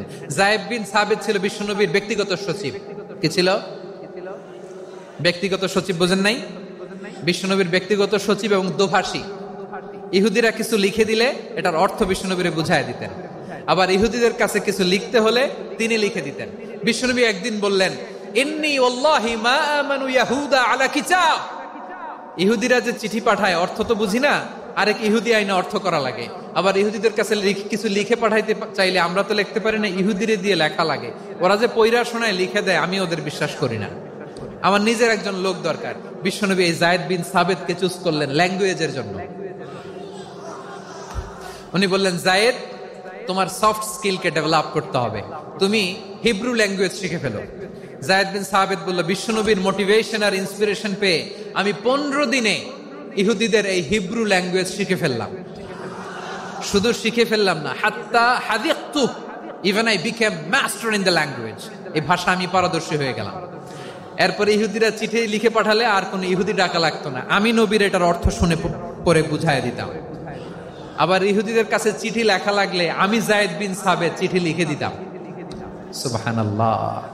দেখেন এত সাহাবীর মধ্য থেকে বিশ্বনবীর একাডেমিক প্রজেক্ট, ব্যক্তিগত সচিব, দোভাষী হিসেবে তিনি যায়েদ বিন সাবিতের মতো তরুণকে নির্বাচিত করেছেন। কেমন ট্যালেন্ট হান্টার ছিল আমার নবী। সুবহানাল্লাহ পড়বেন না? বিশ্বনবীর ইন্তেকালের পরে সাইয়েদনা আবু বকর রাদিয়াল্লাহু তাআলা আনহু যখন খলিফা হয়ে আসলেন, কোরআনকে সংকলনের দায়িত্ব দেয়া লাগবে, কোন সাহাবীকে দিবেন? সব সাহাবারা মিলে পরামর্শ করলেন। সাইয়েদনা আবু বকর, ওমর সবাই মিলে এই বিশাল কোরআন সংকলনের গুরু দায়িত্ব বিশ্বনবীর ব্যক্তিগত সচিব, বিশ্বনবীর দোভাষী, বিশ্বনবীর সিলেক্ট করাই লোক যায়েদ ইবনে সাবিত রাদিয়াল্লাহু তাআলা আনহুকে দিয়েছেন। কোরআনের কপি তো আজকে এখানে রাখে নাই। এই যে আজকের যে কোরআন পড়েন, এটা আগে এরকম ছিল না। কোরআন নাজিল হলে সাহাবারা চামড়ার, ওটের চামড়ায় লিখে ফেলতো, ওটের চ্যাপ্টা হাড্ডির মধ্যে লিখে ফেলতো, গাছের গুড়ির মধ্যে লিখে ফেলতো। বিভিন্ন জনের কাছে ছড়ানো ছিটানো ছিল। আবু বকর রাদিয়াল্লাহু তাআলা আনহু একসাথে করলেন, পরবর্তীতে উসমান রাদিয়াল্লাহু তাআলা আনহু একসাথে করলেন। 114 সূরার এখন এই মুসহাফ, এই কম্পাইলেশন, এই কপি আমরা পেয়েছি, যার হিউজ কন্ট্রিবিউশন ছিল। এই পুরো কোরআন কম্পাইলেশনের প্রজেক্ট ম্যানেজার ছিল যায়েদ বিন সাবিত রাদিয়াল্লাহু তাআলা। কোরআন কম্পাইলেশনের প্রজেক্ট ম্যানেজার। দেখেন উনারে মাথায় হাত দিয়ে আজান শিখায় নাই। সুবহানাল্লাহ কইবেন না? তাহলে প্রথম সাহাবী আবু মাহজুরাকে মুয়াজ্জিন বানাইলেন, যায়েদ বিন সাবিতকে ব্যক্তিগত সচিব আর দোভাষী বানালেন, মুসআব ইবনে উমাইর রাদিয়াল্লাহু তাআলা আনহুকে ইসলামের প্রথম অ্যাম্বাসেডর বানালেন। তাহলে তৃতীয় নাম্বার একজন সাহাবীর নাম বলছি, মুসআব ইবনে উমাইর। মুসআব কি নাম? নামটা কেমন লাগে? এই কয়েকজনের ভাল লাগে, বাকিদের ভাল লাগে না? ভাল লাগে? এই এই আর কয়েকটা মিনিট দেওয়া যাবে না আমাকে আল্লাহর রাস্তে? হ্যাঁ ঠিক আছে, আমি তোমাদেরকে ভালোবাসা দেখাবো, দোয়া করব যদি চুপ থাকো, একেবারে চুপ, কষ্ট সহ্য করো, বাকিরে যা সওয়াব পাবে তোমরা ডবল পাবা, যেহেতু কষ্ট বেশি, কিন্তু চুপ। 3 নাম্বার সাহাবীর নাম মুসআব। এই ধাক্কাধাক্কি কেন? ধাক্কাধাক্কি কেন রে ভাই? না না না, এরকম হইলে আসবো না যশোর, আমি আর আসবো না। হয় পিছনে চলে যাও, নাহলে চুপ, ধাক্কাধাক্কি নেই। 3 নাম্বার সাহাবীর নাম মুসআব। কি নাম? He was the first ambassador in Islam. ইসলামের প্রথম ডিপ্লোম্যাট, প্রথম কূটনৈতিক, ইসলামের প্রথম কূটনৈতিক, ইসলামের প্রথম ডিপ্লোম্যাট, প্রথম অ্যাম্বাসেডর মুসআব ইবনে উমাইর। মক্কার তরুণ যুবক, উনি পারফিউম লাগাইলে মানুষ দেখলেই বুঝতো এটা মুসআব লাগাইছে। এমন ড্যাশিং ফেসের ছিল, এমন স্মার্ট ড্যাশিং ফেস, এমন পার্সোনালিটির মানুষ ছিল মুসআব রাদিয়াল্লাহু তাআলা আনহু। কারণ যিনি ইসলামের স্পোকম্যান হবেন, মুখপাত্র হবেন, তার স্মার্ট হওয়ার দরকার আছে না নাই? আকাবার প্রথম শপথ যখন হলো, তাদের সাথে বিষ্ণু ঈসা ইসলাম মদিনাতে একজন মুখপাত্র পাঠালেন, ডিপ্লোম্যাটকে পাঠালেন, অ্যাম্বাসেডর অফ ইসলাম, তিনি হচ্ছেন মুসআব ইবনে উমাইর। পড়েন সুবহানাল্লাহ। বিশ্বনবী দেখলেন সে অনেক স্মার্ট, তার ডেডিকেশন আছে, সিনসিয়ারিটি আছে, এবং মদিনায় যে আউস খাজরাজ গোত্রের নেতাদের সাথে ডিল করতে হবে, ইহুদিদের সাথে ডিল করতে হবে, ওখানে একজন পাক্কা জানু খেলোয়াড়ের দরকার আছে না নাই? মুসআব ইবনে উমাইর রাদিয়াল্লাহু তাআলা আনহু, ওনাকে বিষ্ণু ঈসা ইসলাম চুজ করলেন। এবং বিষ্ণু ঈসা ইসলামের এই চুজিংটা, এই সিলেকশনটা এত সুন্দর ছিল, তিনি মদিনাতে যে বিশ্বনবী আসার আগেই মদিনার জমিনকে তিনি উর্বর করে ফেলছেন। প্রতিটা ঘরে ঘরে কালিমার দাওয়াত তিনি পৌঁছায় দিচ্ছেন। জুমার বিধান নাজিল হয়েছে, কিন্তু মক্কায় পরিবেশ নাই জুমা পালনের। বিষ্ণু ঈসা ইসলাম একজনকে দিয়ে খবর পাঠালেন, যাও মদিনায় মুসাবকে যে বলো, মুসাব তো আমার শিক্ষক, আমার স্পোকম্যান, মদিনাতে যেন তারা জুমা কায়েম করে। বিশ্বনবীর আগেই মুসআব মদিনার মুসলিমদেরকে নিয়ে মদিনায় প্রথম জুমা কায়েম করে ফেলছে। কোন সুবহানাল্লাহ। ডিপ্লোম্যাটদের কেমন হইতে হয়, অ্যাম্বাসেডারের কেমন হইতে হয়, মুসআব রাদিয়াল্লাহু তাআলা আনহুর কাছ থেকে শিখে নাও। মুসআব নামটা কেমন লাগে? যশোর যাদের সন্তান হবে, ছেলে সন্তান, আমার রাস্তায় পাইলে সবাই জিজ্ঞেস করে, হুজুর একটা নাম দেন, আমার ছেলে হবে। যশোরবাসীর জন্য আমি একটা নাম দিয়ে দিলাম, নাম রাখতে হবে মুসআব। কি নাম? নামটা যাদের ভাল লাগে, ছেলে সন্তান অনাগত আসবে, মনে চাইলে নাম রেখে দিবেন মুসআব রাদিয়াল্লাহু তাআলা আনহুর নামে মুসআব। তাহলে মুসআব রাদিয়াল্লাহু তাআলা আনহুকে বিশ্বনবী ল্যাঙ্গুয়েজ শিখান নাই, সফট স্কিল শিখান নাই। যায়েদ রাদিয়াল্লাহু, তিনি হিব্রু ল্যাঙ্গুয়েজ শিখেছেন, সুরিয়ানি শিখেছেন, কিন্তু মুসআবকে তিনি বানিয়েছেন the spokesman of Islam, the first diplomat, the ambassador of Islam. সুবহানাল্লাহ পড়বেন না? আব্দুল্লাহ ইবনে আব্বাস রাদিয়াল্লাহু তাআলা আনহু, বিশ্বনবীর কাজিন, চাচাতো ভাই। আবার মাইমুনা রাদিয়াল্লাহু তাআলা আনহু, মাইমুনা নবীর স্ত্রী, তিনি ছিলেন আব্দুল্লাহর আপন খালা। তো নবীর বউ যদি ওনার খালা হয়, নবী তার কি? বুঝে নাই, নবী তার কি? খালু। তাহলে সম্পর্ক অনেক গভীর, কাজিন আবার খালু, ছোট্ট মানুষ, তাই রাতে মাঝে মাঝে ঘরে থাকতো। বিশ্বনবী দেখলেন আব্দুল্লাহ যেহেতু আমার ঘরে ঢুকতে পারে, আব্দুল্লাহরে এই উম্মতের বড় শিক্ষাবিদ বানাইতে হবে। কথা বোঝে নাই? আব্দুল্লাহকে কি বানাইতে হবে? শিক্ষাবিদ, এডুকেটর অফ দিস উম্মাহ, এই উম্মার শিক্ষাবিদ বানাইতে হবে। তাই আব্দুল্লাহ ইবনে আব্বাসকে বিশ্বনবী হাতে কলমে শিক্ষা দিয়েছেন। আহারে, আর এরপরে যে কি ভাষা আসবে তোমাদের জন্য আমার মুখ থেকে আমি নিজেও জানি না। 1 ঘন্টা যাবত ধাক্কা ধাক্কি মারামারি, তো আসতে বলছে কে তোমাকে? পেছনে চলে যাও, জায়গা না পেলে। পুরো প্রোগ্রামটাই নষ্ট করে দিল।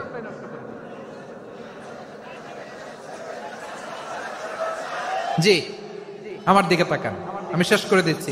হবে না, ইন্টেলেকচুয়াল আলোচনা এখানে হবে না, আমি বুঝতে পারছি, আমি শেষ করে দিচ্ছি।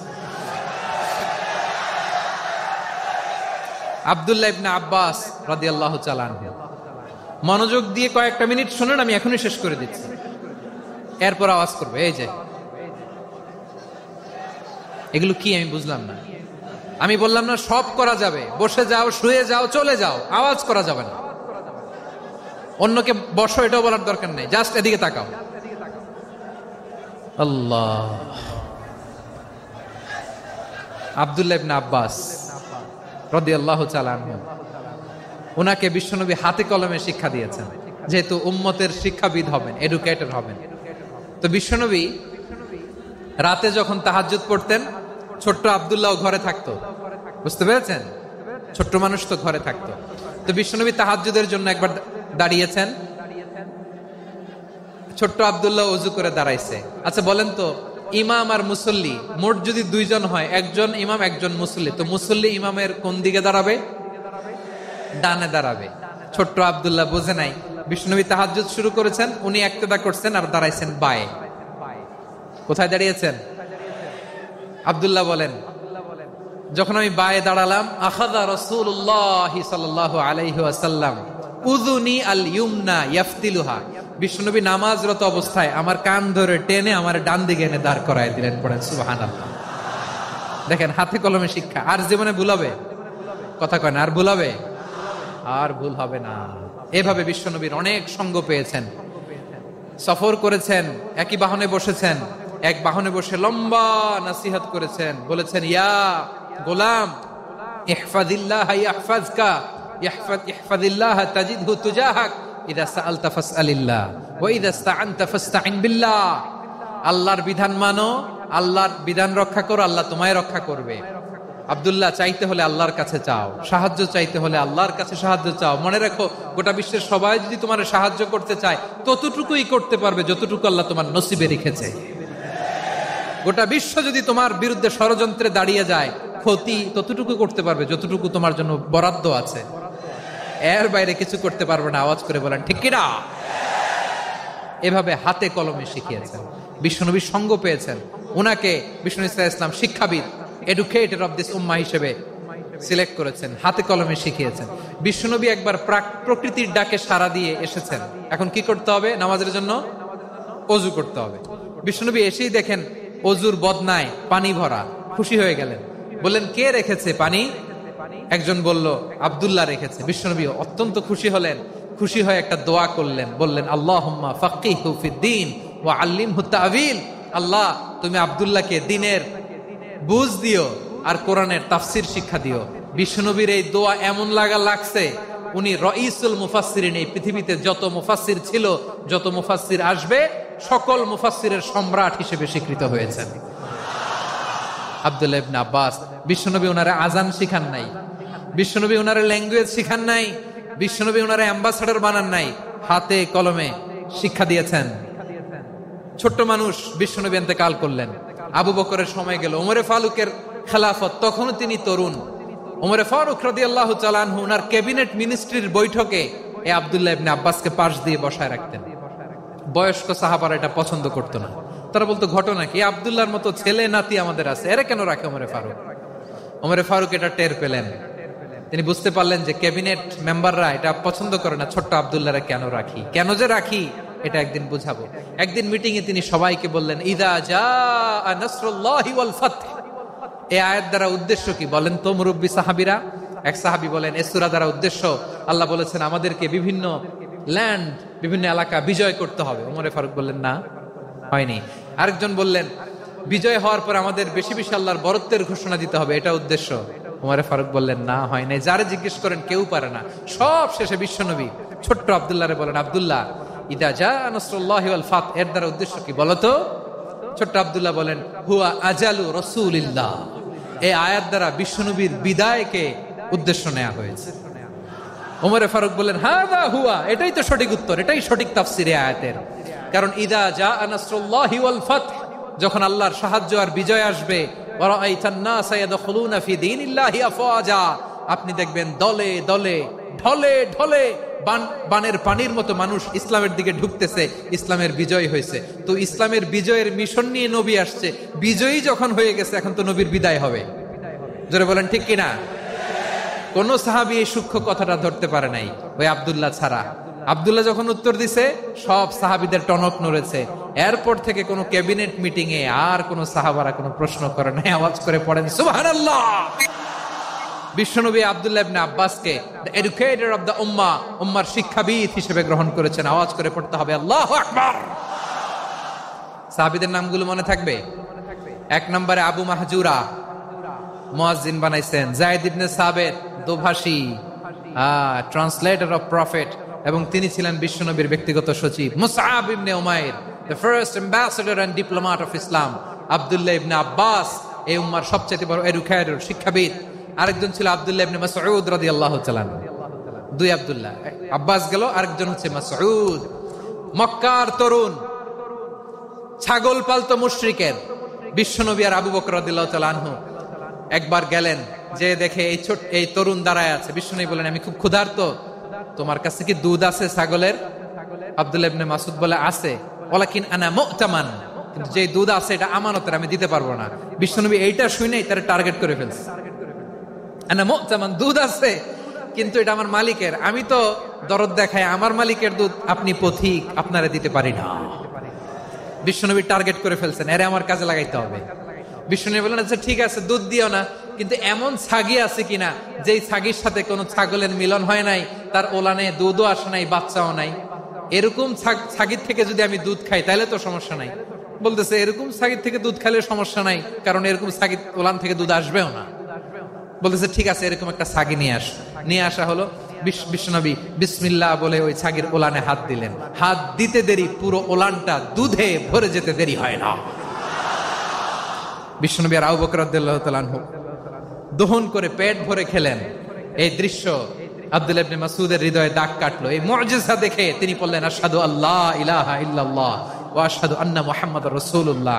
তিনি ষষ্ঠ মুসলিম ছিলেন, 6 নম্বর মুসলমান। ওনাকে টার্গেট করে বিশ্বনবী দেখলেন এমন ইন্টেলেকচুয়াল ব্রেন, উনি সূক্ষ্ম সূক্ষ্ম জিনিস বুঝে বেশি, ফিকহি জ্ঞান ওনার মধ্যে বেশি। বিশ্বনবী ওনাকে কোরআনের জ্ঞান শিক্ষা দিতে লাগলেন।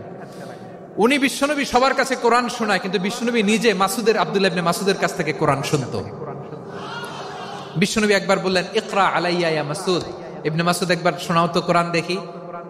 আব্দুল্লাহ ইবনে মাসউদ বলে, আকরাউ আলাইকা ওয়া আলাইকা উনজিল। নবী, আপনার উপর কোরআন নাজিল হয় আর আমি আপনার সামনে কোরআন পড়বো?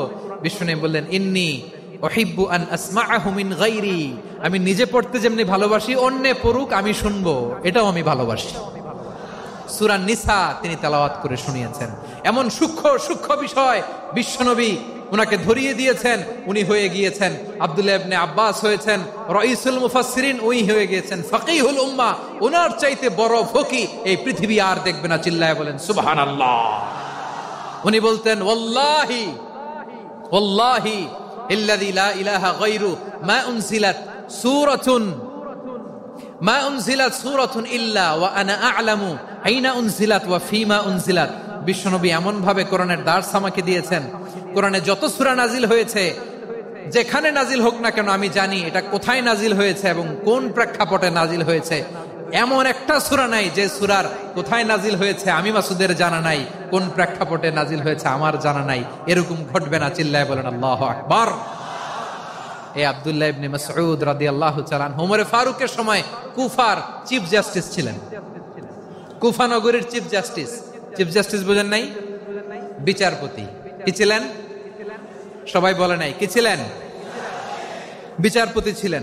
এবং ওনার যে ফিকহি জ্ঞানের ধারা, এটাই আলকামা, ইব্রাহিম আন-নাখাই, হাম্মাদ ইবনে সুলাইমান হয়ে ইমাম আবু হানিফা পর্যন্ত পৌঁছেছে। এবং ওনার ফিকহি জ্ঞানের ধারাই হানাফি মাযহাবে অ্যাকসেপ্ট হয়েছে। আজও এগুলো হানাফি মাযহাবে চর্চিত হয়। হানাফি মাযহাবের সব ফিক আব্দুল্লাহ ইবনে মাসউদের ফিকহি জ্ঞানের ধারা থেকে নেওয়া হয়েছে। চিল্লায় পড়েন সুবহানাল্লাহ। তাহলে উনাকে বিশ্বনবী বানিয়েছেন জুরিস্ট, আইনবিদ, ফাকিহ। উনারে আজান শিখান নাই। হিউম্যান রিসোর্স ডেভেলপমেন্ট কিভাবে করবেন, মানব সম্পদের উন্নয়ন কিভাবে করতে হয়, কিভাবে যার যেখানে প্রতিভা কাজে লাগাতে হয় উনি দেখিয়েছেন। সুবহানাল্লাহ পড়বেন না? খালিদ বিন ওয়ালিদ নাম শুনছেন? কে কে শোনেন নাই হাত তোলেন। কি ছিলেন? বীর যোদ্ধা, বীর যোদ্ধা ছিলেন খালিদ বিন ওয়ালিদ, কিন্তু তিনি ইসলাম ধর্ম গ্রহণ করেছেন অনেক দেরিতে, 8ম হিজরিতে। তার মানে 8ম হিজরির আগে উনি মুশরিকদের পক্ষে লড়াই করেছেন। ওনার হাতে কত মুসলিম সাহাবী যে নিহত হয়েছে হিসাব নাই। বিশ্বনবী টার্গেট করে রাখছে, তুমি আমাদের মুসলিমদের এত ক্ষতি করলা, তুমি যখন মুসলমান হবা তোমারে দিয়ে আমি এমন কাম করামু যে এটা আর কেউ করতে পারবে না। সুবহানাল্লাহ নাই? যশোর ক্লান্ত হয়ে গেছে।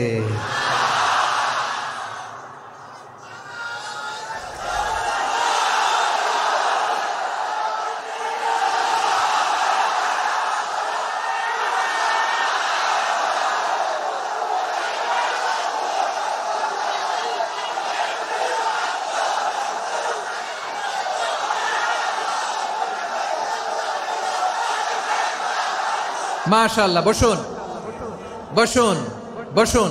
খালিদ বিন ওয়ালিদ রাদিয়াল্লাহু তাআলা 8ম হিজরিতে মুসলিম হয়েছেন, মক্কা বিজয়ের আগে। তো মক্কা বিজয়ের আগে যখন মুসলিম হয়েছেন, এর আগে কি করছেন? কাফিরদের সাথে যুদ্ধ করেছেন। উনি উহুদের যুদ্ধে মুসলমানদের যে পরাজয় ভাব, কঠিন পরিস্থিতির মুখোমুখি উনার কারণে পেছন থেকে এমন আতর্কিত আক্রমণ করেছেন, মুসলমানদেরকে কচুকাটা করেছেন। 8ম হিজরিতে আল্লাহ তাআলা হেদায়েতের নূর দিয়ে ওনার হৃদয়টাকে উজালা করে দিলেন। লা ইলাহা, এটা এমন বাণী যার হৃদয়ে একবার টাচ খাবে, এইটা থেকে সে আর পালিয়ে বেড়াতে পারে। ঝিনুকের ভেতর লুকিয়ে থাকে যেমন মতি, ঝিনুকের ভেতর লুকিয়ে থাকে যেমন মতি, কলমা শাহাদাতে আছে আল্লাহর জ্যোতি, কলমা শাহাদাতে আছে আল্লাহর জ্যোতি। ঠিক কিনা বলেন? মক্কা বিজয়ের আগে মুসলিম হলেন, হওয়ার পরেই বিশ্বনবীর টার্গেট ফুলফিল হলো। ওই যে টার্গেট করে রেখেছেন আর দোয়া করেছেন, খালিদ বিন ওয়ালিদ যদি মুসলিম হয় তাকে আমি মিলিটারি চিফ বানাবো। ওনাকে আজান শিখান নাই, ওনারে কান ধইরা নামাজের এই মাথা থেকে ওই মাথা আনান নাই, ফিকহি কোরআনের সূক্ষ্ম তাফসীর ওনারে শিখান নাই, অ্যাম্বাসেডর বানান নাই। বিষ্ণু ইসলাম উনাকে সামরিক অভিযানে প্রেরণ করেছেন। সামরিক অভিযানে তিনি প্রেরণ করেছেন। উনার জীবদ্দশায় উনার নেতৃত্বে যতগুলো যুদ্ধ হয়েছে, একটা যুদ্ধেও তিনি পরাজয় বরণ করেন নাই। ওমরে ফারুকের সময়কালে তিনি চিফ অফ মুসলিম মিলিটারি, মানে মুসলিম সেনাপতি হয়েছেন। যশোর আওয়াজ করো, ঠিক কিনা বলো? সেনাপতি, মুসলিম সেনাপতি। তাহলে কিভাবে হিউম্যান রিসোর্স ব্যবহার করতে হয় গোটা বিশ্ব আমার নবীর কাছ থেকে শিখে নাও। খালিদ বিন ওয়ালিদ, ওনাকে বিশ্বনবী একটা উপাধি দিয়েছেন। উপাধিটা হচ্ছে সাইফুল্লাহিল মাসলুল, আল্লাহর নাঙ্গা তরবারি, আল্লাহর খোলা তরবারি, দ্য ওপেন সোর্ড অফ আল্লাহ। খালিদ বিন ওয়ালিদ মুসলিম সেনাপতি। হাসান বিন সাবেত নাম শুনছেন? দেখি উনি কি ছিল বলেন। রাসূলের সভা কবি, কালচারাল হিজিমনিকে ডিফিট করার জন্য। উনি ভালো অস্ত্র চালানো জানতেন না, ওই কাজে উনি যেতেন না। ওনার ছিল কাব্য প্রতিভা। কাব্য প্রতিভা, কাফিররা কবিতা দিয়ে নবীকে গালি দিত। বিশ্বনবী বলতেন, ইয়া হাসান আজিব আন রাসূলিল্লাহ, তুমি নবীর হয়ে কাফেরদের এই কথাগুলোর জবাব দাও। বিশ্বনবীর একটা মিম্বার ছিল। বিশ্বনবীর মিম্বারের পাশাপাশি মসজিদে নববীতে এই হাসান বিন সাবেতের জন্য বিশ্বনবী একটা স্পেশাল মিম্বার বানিয়ে দিয়েছেন। এখান থেকে তুমি জবাব দাও। এবং বিশ্বনবী বলেছেন, আল্লাহুম্মা আইয়িদহু বিরূহিল কুদুস, আল্লাহ হাসান আমার পক্ষে জবাব দেয়, তুমি জিব্রাইল মারফত তাকে সাহায্য পাঠায়া দিও। রাসূল সাল্লাল্লাহু আলাইহি ওয়াসাল্লামের সভা কবি, the poet of the prophet, নবীর কবি। উনি কবিতা দিয়ে, এমন উচ্চাঙ্গের ভাষায় কবিতা দিয়ে তিনি জবাব দিতেন, কাফিরদের গা শিহরে যেত, তাদের হৃদয়ে আগুন ধরে যেত। তাহলে এরকম কবিরও দরকার আছে না নাই? এখন যাকে আল্লাহ দিছে কাব্য প্রতিভা, এরা যদি আপনি যুদ্ধের ময়দানে পাঠান হবে? যারে দিছে সুরেলা গলা, এরা যদি অ্যাম্বাসেডর বানান হবে না। হাসান বিন সাবেত ছিলেন বিষ্ণু ইসলামের কবি। হুযায়ফা ইবনুল ইয়ামান বিশ্বনবীর গোয়েন্দা বিভাগের প্রধান। কিসের প্রধান? হুযায়ফা ইবনুল ইয়ামান। ওনার ছিল ডিটেকটিভ মাইন্ড, ডিটেকটিভ মাইন্ড, গোয়েন্দা বিভাগের প্রধান। এবং উনি হচ্ছেন সাহিবু সিররি রাসূলিল্লাহ, রাসূল সাল্লাল্লাহু আলাইহি ওয়াসাল্লামের গোপন তথ্যের ধারক বাহক। নবীর যেই কথা কেউ জানে না সব হুজাইফার পেটের ভিতরে ছিল। সুবহানাল্লাহ পড়েন। মদিনার যত ইহুদিদের একটা লিস্ট ছিল, এই লিস্ট শুধু দুইজন জানতো, বিশ্বনবী আর হুজাইফা। সুবহানাল্লাহ পড়বেন না? তাহলে উনাকে কোন দায়িত্ব দিছে? কোন বিভাগ? যশোর, আওয়াজ করো, কোন বিভাগ? গোয়েন্দা বিভাগের হেড ছিল। খন্দকের যুদ্ধে প্রচন্ড আজকের মতো শৈত্য প্রবাহ, মাটি খনন করতে করতে সাহাবীদের পেটে ক্ষুধা নাই, দাঁড়াইতে পারে না নামাজের জন্য, এত ক্লান্ত, ক্ষুধা, ক্লান্ত, শ্রান্ত। বিশ্বনবী বললেন, কে আছো এই কঠিন শীত, এই ভয় আর ক্ষুধার মধ্যেও খন্দকের পরীক্ষার টপকে শত্রু শিবিরে যে আমাকে তথ্য দিবা, কে আছো? কারো গায়ে শক্তিই নাই যে দাঁড়াবে, কেউ দাঁড়ায় না। বিশ্বনবী তখন নিজে হুজাইফাকে ডাক দিলেন, হুজাইফা, যে আমাকে আজকে শত্রু শিবিরের তথ্য এনে দিবে সে জান্নাতে আমার মোরাফাকা, আমার সঙ্গী হবে। হুজাইফা রাদিয়াল্লাহু ইবনুল ইয়ামান জীবনের ঝুঁকি নিয়ে এই ক্ষুধা, শৈত্য প্রবাহ, কোল্ড ওয়েভস কে উপেক্ষা করে পরীক্ষা টপকে শত্রু শিবিরে যে সবার কথাগুলো চুপে চুপে শুনে বিশ্বনবীর দরবারে এসে গোয়েন্দাদের মতো তথ্য সরবরাহ করেছে। বিশ্বনবীর গোয়েন্দা বিভাগের প্রধান হুজাইফা ইবনুল ইয়ামান ইন্টেলিজেন্স বিভাগ চালাতেন। মুনাফিকদের নাম ওনার কাছে ছিল। মুআয ইবনে জাবাল মদিনা রাষ্ট্রের সবচেয়ে সিনিয়র আমলা ছিলেন। আমলাতন্ত্র চিনেন তো? প্রশাসনিক কাজ যারা চালায়, অ্যাডমিনিস্ট্রেশন বুঝেন না? The department of administration. মদিনার রাষ্ট্রের সিনিয়র আমলা মুআয ইবনে জাবাল মুতাখাসসিসুন ফিল হালাল ওয়াল হারাম, হালাল হারামের স্পেশালিস্ট ছিলেন। বিশ্বনবী উনাকে ইয়ামানের গভর্নর করে পাঠাইছেন।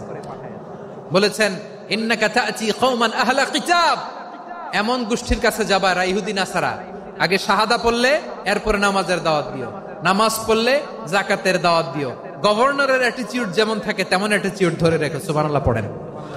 তাহলে মুআয ইবনে জাবালকে দিয়ে বিশ্বনবী কবিতা লেখায় নাই, চিঠি লেখায় নাই, আজান দেওয়ায় নাই। সুবহানাল্লাহ পড়বেন না? সব শেষ সাহাবী বলি আবু হুরায়রা রাদিয়াল্লাহু তাআলা, নাম শুনছেন? বিড়ালের বাবা। কি করতেন? খালি হাদিস মুখস্থ করতেন। উনি বলতেন, আলজামু রাসূলুল্লাহ আলা মিলই বাতনি, আমার শুধু পেটের ক্ষুধার বন্দোবস্ত হইলে আমি নবীর সঙ্গ ছাড়তাম না। আমার আনসার সাহাবারা ক্ষেত খামারের কাজ করত, আমার মুহাজির সাহাবারা ব্যবসা করত, আর আমি নবীর সাথে সাথে থাকতাম। শুধু সকাল বিকাল দুই বেলা যদি আমার খাবারের বন্দোবস্ত হয় আমি আর নবীর লক ছাড়ি না। সুবহানাল্লাহ কইবেন না? 5374টা হাদিস তিনি বর্ণনা করেছেন।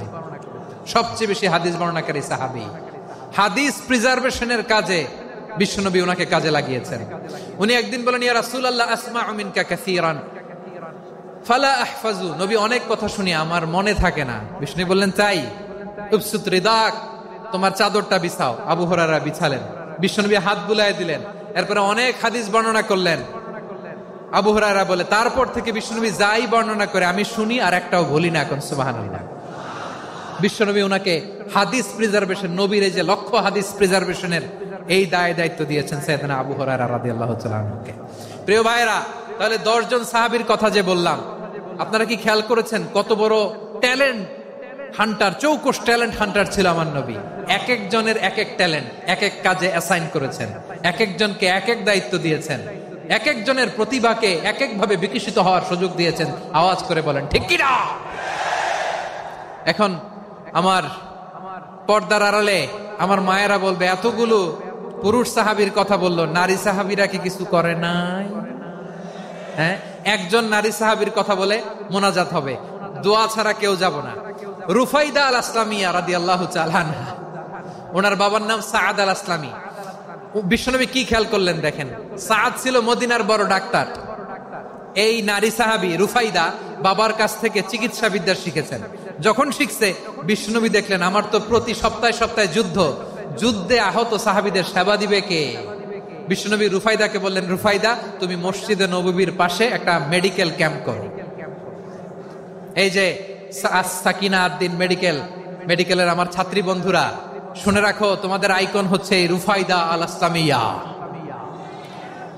বিশ্বনবীর ডিরেকশন অনুযায়ী তিনি মসজিদে নববীর পাশে একটা মেডিকেল ক্যাম্প করলেন এবং আহত সাহাবাদের চিকিৎসা উনি ওনার টিম নিয়ে দিতেন। বিশ্বনবীর পরামর্শে উনি আনসারি এবং মুহাজির মহিলা সাহাবীদেরকে নিয়ে একটা স্পেশাল মেডিকেল টিম গঠন করলেন। খায়বার যুদ্ধে 7ম হিজরিতে যখন বিশ্বনবী যায়, উনি ওনার টিম নিয়ে আসলেন, বললেন, ইয়া রাসূলুল্লাহ, আমরা তো তলোয়ার চালাতে পারি না, আমরা তো তীর মারতে পারি না, আপনি যদি অনুমতি দেন খায়বার অভিযানে আমি আমার টিম নিয়ে মেডিকেল টিমের সেবাটা সার্ভিসটা দিতে চাই। পড়েন সুবহানাল্লাহ। বিশ্বনবী অনুমতি দিলেন। যোদ্ধা সাহাবীদের সাথে রুফাইদা আল আসলামিয়া উনিও মেডিকেল টিম নিয়ে অগ্রসর হলেন। খায়বারের প্রতিটা আহত ইনজুর্ড সাহাবী যারা ইনজুরি শিকার হয়েছেন সবাই রুফাইদা আল আসলামিয়ার এই মেডিকেল ক্যাম্প থেকে চিকিৎসা সহায়তা পেয়েছেন। সুবহানাল্লাহ পড়েন। দেখেন কিভাবে বিশ্বনবী ট্যালেন্ট বাছাই করতেন, আপনি অবাক হবেন। বাহরাইনের মেডিকেল ইউনিভার্সিটিতে রুফাইদা আল আসলামিয়া মেডিকেল প্রাইজ অ্যাওয়ার্ড প্রতি বছর দেয়া হয়। যদি 8 দিনের এই মেডিকেল আমার বোনেরা যদি জেনে থাকো জানো, না হলে নতুন করে জানো, সার্চ দিও রুফাইদা আল আসলামিয়া মেডিকেল অ্যাওয়ার্ড বাহরাইনের ইউনিভার্সিটিতে দেয়া হয়। প্রিয় ভাইয়েরা, তাহলে আলোচনার সামারি আমরা করি। বিশ্বনবী যার যেখানে ট্যালেন্ট তাকে ওইখানে কাজে লাগাতেন। আওয়াজ করে বলেন ঠিক কিনা? এবার একটা ইন্টারভিউ হবে, আওয়াজ করে বলেন, আবু মাহজুরাকে বিশ্বনবী কি বানাইছেন? হ্যাঁ, ভুলে গেছেন? সামনের চুলে হাত দিয়ে বিশ্বনবী কি সুন্দর গলায় আজান শিখালেন। মুয়াজ্জিন। যায়েদ বিন সাবিতকে একাডেমিক প্রজেক্টের দায়িত্ব দিয়েছেন, তিনি ছিলেন বিশ্বনবীর দোভাষী ব্যক্তিগত সচিব। মুসআব ইবনে Umair, the first ambassador of Islam. Abdullah ইবনে আব্বাস, উম্মার বড় শিক্ষাবিদ মুফাসসির। আব্দুল্লাহ ইবনে মাসউদ, আব্দুল্লাহ ইবনে মাসউদ ছিলেন জুরিস্ট। কি ছিলেন?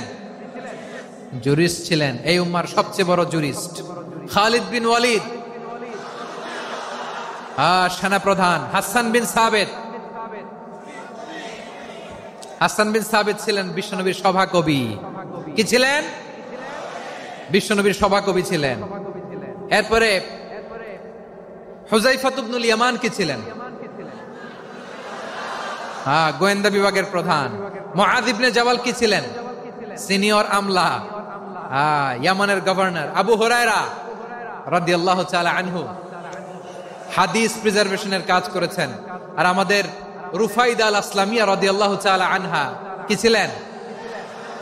নার্স ছিলেন, নার্স হয়ে মেডিকেল সেবা দিয়েছেন। প্রিয় ভাইয়েরা, পুরো আলোচনার যদি সামারি করি তাহলে বিশ্বনবী যেভাবে হিউম্যান রিসোর্সকে ম্যানেজ করেছেন, যার যেখানে প্রতিভা কাজে লাগিয়েছেন, আমরাও যদি করি আমাদের বাংলাদেশের চিত্র আমরা পাল্টে যেতে পারবো। আমরা শুরুতে শুনেছি মানুষের আছে অসীম সম্ভাবনা, প্রতিটা মানুষ অনন্য, যত্ন নিলে, যথাযথ পরিচর্যা করলে মানুষ বিশ্ব জয় করতে পারে। ঠিক কিনা? আমাদের হাফেজে কোরআনের সামনে দাঁড়াতে পারে এমন কোন হাফেজে কোরআন আল্লাহর জমিনে জন্ম হয় নাই। গোটা বিশ্ব কাঁপিয়ে তারা সেরা, আমাদের ক্রিকেটাররা সেরা, আমাদের তৈরি পোশাক শিল্প সেরা। এরকম অনেক অনেক সেরা জিনিস আছে, আমরা এগুলোরে নার্চারিং করতে পারি নাই, পরিচর্যা করতে পারি নাই, সঠিক তারবিয়াতের অভাব। তাহলে মানুষের অসীম সম্ভাবনাকে কাজে লাগাতে হবে। ঠিক কিনা বলেন? ইউনুস গভর্নমেন্টকে আমি বলবো, অল্প সময়ের জন্য আপনারা এসেছেন, সংস্কারও করতে হবে, আবার নির্বাচনও করতে হবে। সব সংস্কার হয়তো করতে পারবেন না, যতটুকু পারবেন এর মধ্যে আমাদের যে হিউজ ম্যান পাওয়ার, আমাদের যে মানব সম্পদ, হিউম্যান রিসোর্স, এটাকে ডেভেলপ করে আপনাদের যেতে হবে। যেটা পারবেন না সেটাকে পরবর্তী নির্বাচিত গভর্নমেন্টের কাছে রেখে যেতে হবে, যে তারা যেন করে, তাদের কাছে আপনারা এটা রেখে যাবেন। তাহলে মানুষ চাইলে বিশ্ব জয় করতে পারে। আর মানুষকে হারাতে পারে কেউ? জোরে বলো যশোর, মানুষকে হারাতে পারে কেউ? আল্লাহ আমাদেরকে জনসংখ্যা দিয়েছেন। প্রিয় ভাইয়েরা, এই জনসংখ্যা অনেক বড় সম্পদ, এটা আমাদের জন্য অভিশাপ নয়, আশীর্বাদ। আমাদের জনসংখ্যাকে যদি আমরা জনশক্তিতে রূপান্তর করতে পারি, আজকে বাংলাদেশ যে অবস্থানে দাঁড়িয়ে আছে, বাংলাদেশ তার 20 গুণ উন্নতির শিখরে চলে যাবে। চিল্লায় বলো ঠিক কিনা? আমাদের শ্রমিক ভাইয়েরা বাইরে কাজ করে, আমাদের শ্রমজীবী ভাইয়েরা, প্রবাসীরা, তাদের ব্যাপারে গুরুত্ব দিতে হবে। আমাদের শ্রমের দাম সবচেয়ে কম, সবচেয়ে কম। তারা এম্বাসিতে গুরুত্ব পায় না, এয়ারপোর্টে গুরুত্ব পায় না। এই সরকার অবশ্য তাদেরকে অনেক গুরুত্ব দিচ্ছে। আমাদের অদক্ষ শ্রমিককে যখন আমরা দুবাই পাঠাই অল্প বেতন পায়, কিন্তু ইন্ডিয়ানরা দক্ষ শ্রমিক পাঠাইলে তার 3 গুণ বেতন পায়। আমরা আমাদের শ্রমিকদেরকে অদক্ষ ভাবে আর পাঠাতে চাই না, দক্ষ শ্রমিক পাঠিয়ে আমরা রেমিটেন্সের বন্যা বইয়ে দেব। আমাদের শ্রমিকদের পাঠানো রেমিটেন্সের টাকায় সচল থাকে আমার দেশের অর্থনীতির চাকা। তাদেরকে সবচেয়ে গুরুত্ব দিতে হবে। আমরা পেয়েছি ফ্রিডম ফাইটার, মুক্তিযোদ্ধা, আর আমার প্রবাসী ভাইরা হচ্ছে রেমিটেন্স ফাইটার। জোরে বলো ঠিক কিনা? তাহলে আমাদের এই জনশক্তিকে জনসম্পদে ট্রান্সফর্ম করতে হবে, ঠিক কিনা বলেন? সরকার জনগণকে এভাবে পলিশ করতে হবে। মা বাবারা ছেলে মেয়েদের মধ্যে কার কোন যোগ্যতা তাকে ওইভাবে কাজে লাগাতে হবে। সবার এ প্লাস পাওয়ার কোনো দরকার নাই। আমাদের দেশে একটা টেন্ডেন্সি আছে, পরীক্ষায় এ প্লাস না পাইলে কই তুই কি করলি, পাশের বাড়ির ছেলে এ প্লাস পাইছে, যা ওর পা ধোয়া পানি খা। কি খা? তা আমি ভাবছি যে পা ধোয়া এ প্লাস পাওয়া ছেলেদের পা ধোয়া পানির একটা পানির ব্র্যান্ড বানাইতে হবে। এরকম লেখা থাকবে, এ প্লাস পাওয়া ছেলেদের পা ধোয়া পানি।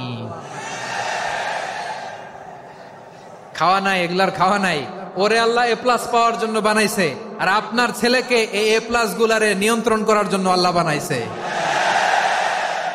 ওকে দিয়ে আল্লাহ কি করবে আপনি জানেনই না।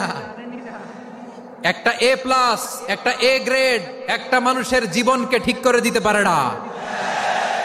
আপনার ছেলেকে আল্লাহ অন্যদিকে যোগ্যতা দিয়েছে। ওদের মনোবল ভাঙবেন না, খবরদার খবরদার। ছেলে মেয়েদের মনোবল ভাঙবেন না।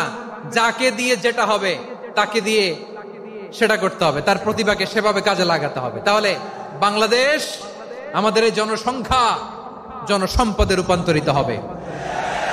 আমাদের সরকারের তত্ত্বাবধানে আমাদের 18 কোটি জনগণ দক্ষ জনশক্তিতে রূপান্তরিত হোক। আমরা চাই কি চাই না? আমরা ভালো মানুষ, শ্রেষ্ঠ মানুষ হতে চাই কি চাই না? ওই জাপানিজদের মতো সৎ, ওই ইউরোপিয়ানদের মতো কালচার্ড। আমাদেরকে আল্লাহ তাআলা কোরআন সুন্নাহ অনেক কিছু দিয়েছেন। যেহেতু বর্তমানে আমরা দেখছি তারা সৎ, তাদের মধ্যে ভ্যালিউ আছে, সেগুলো আমাদের মধ্যে আনার দরকার আছে না নাই? আর ইসলাম দিয়ে আমাদের জীবনকে সাজাতে হবে, ইসলাম দিয়ে আমার পরিবারকে সাজাতে হবে। ইসলাম থেকে, কোরআন থেকে প্রেসক্রিপশন না নিলে জীবন সুন্দর হবে না। কোরআন থেকে প্রেসক্রিপশন না নিলে সমাজ সুন্দর হবে না। কোরআনের প্রেসক্রিপশন না মানলে রাষ্ট্র সুন্দর হবে না।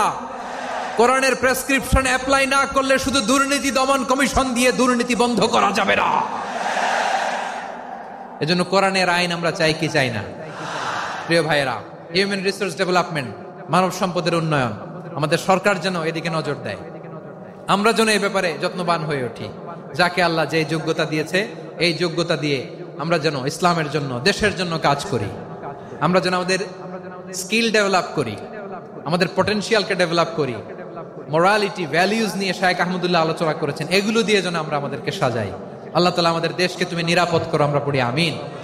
আল্লাহ আমার 18 কোটি জনগণকে তুমি জনশক্তিতে রূপান্তরিত করো, আমিন।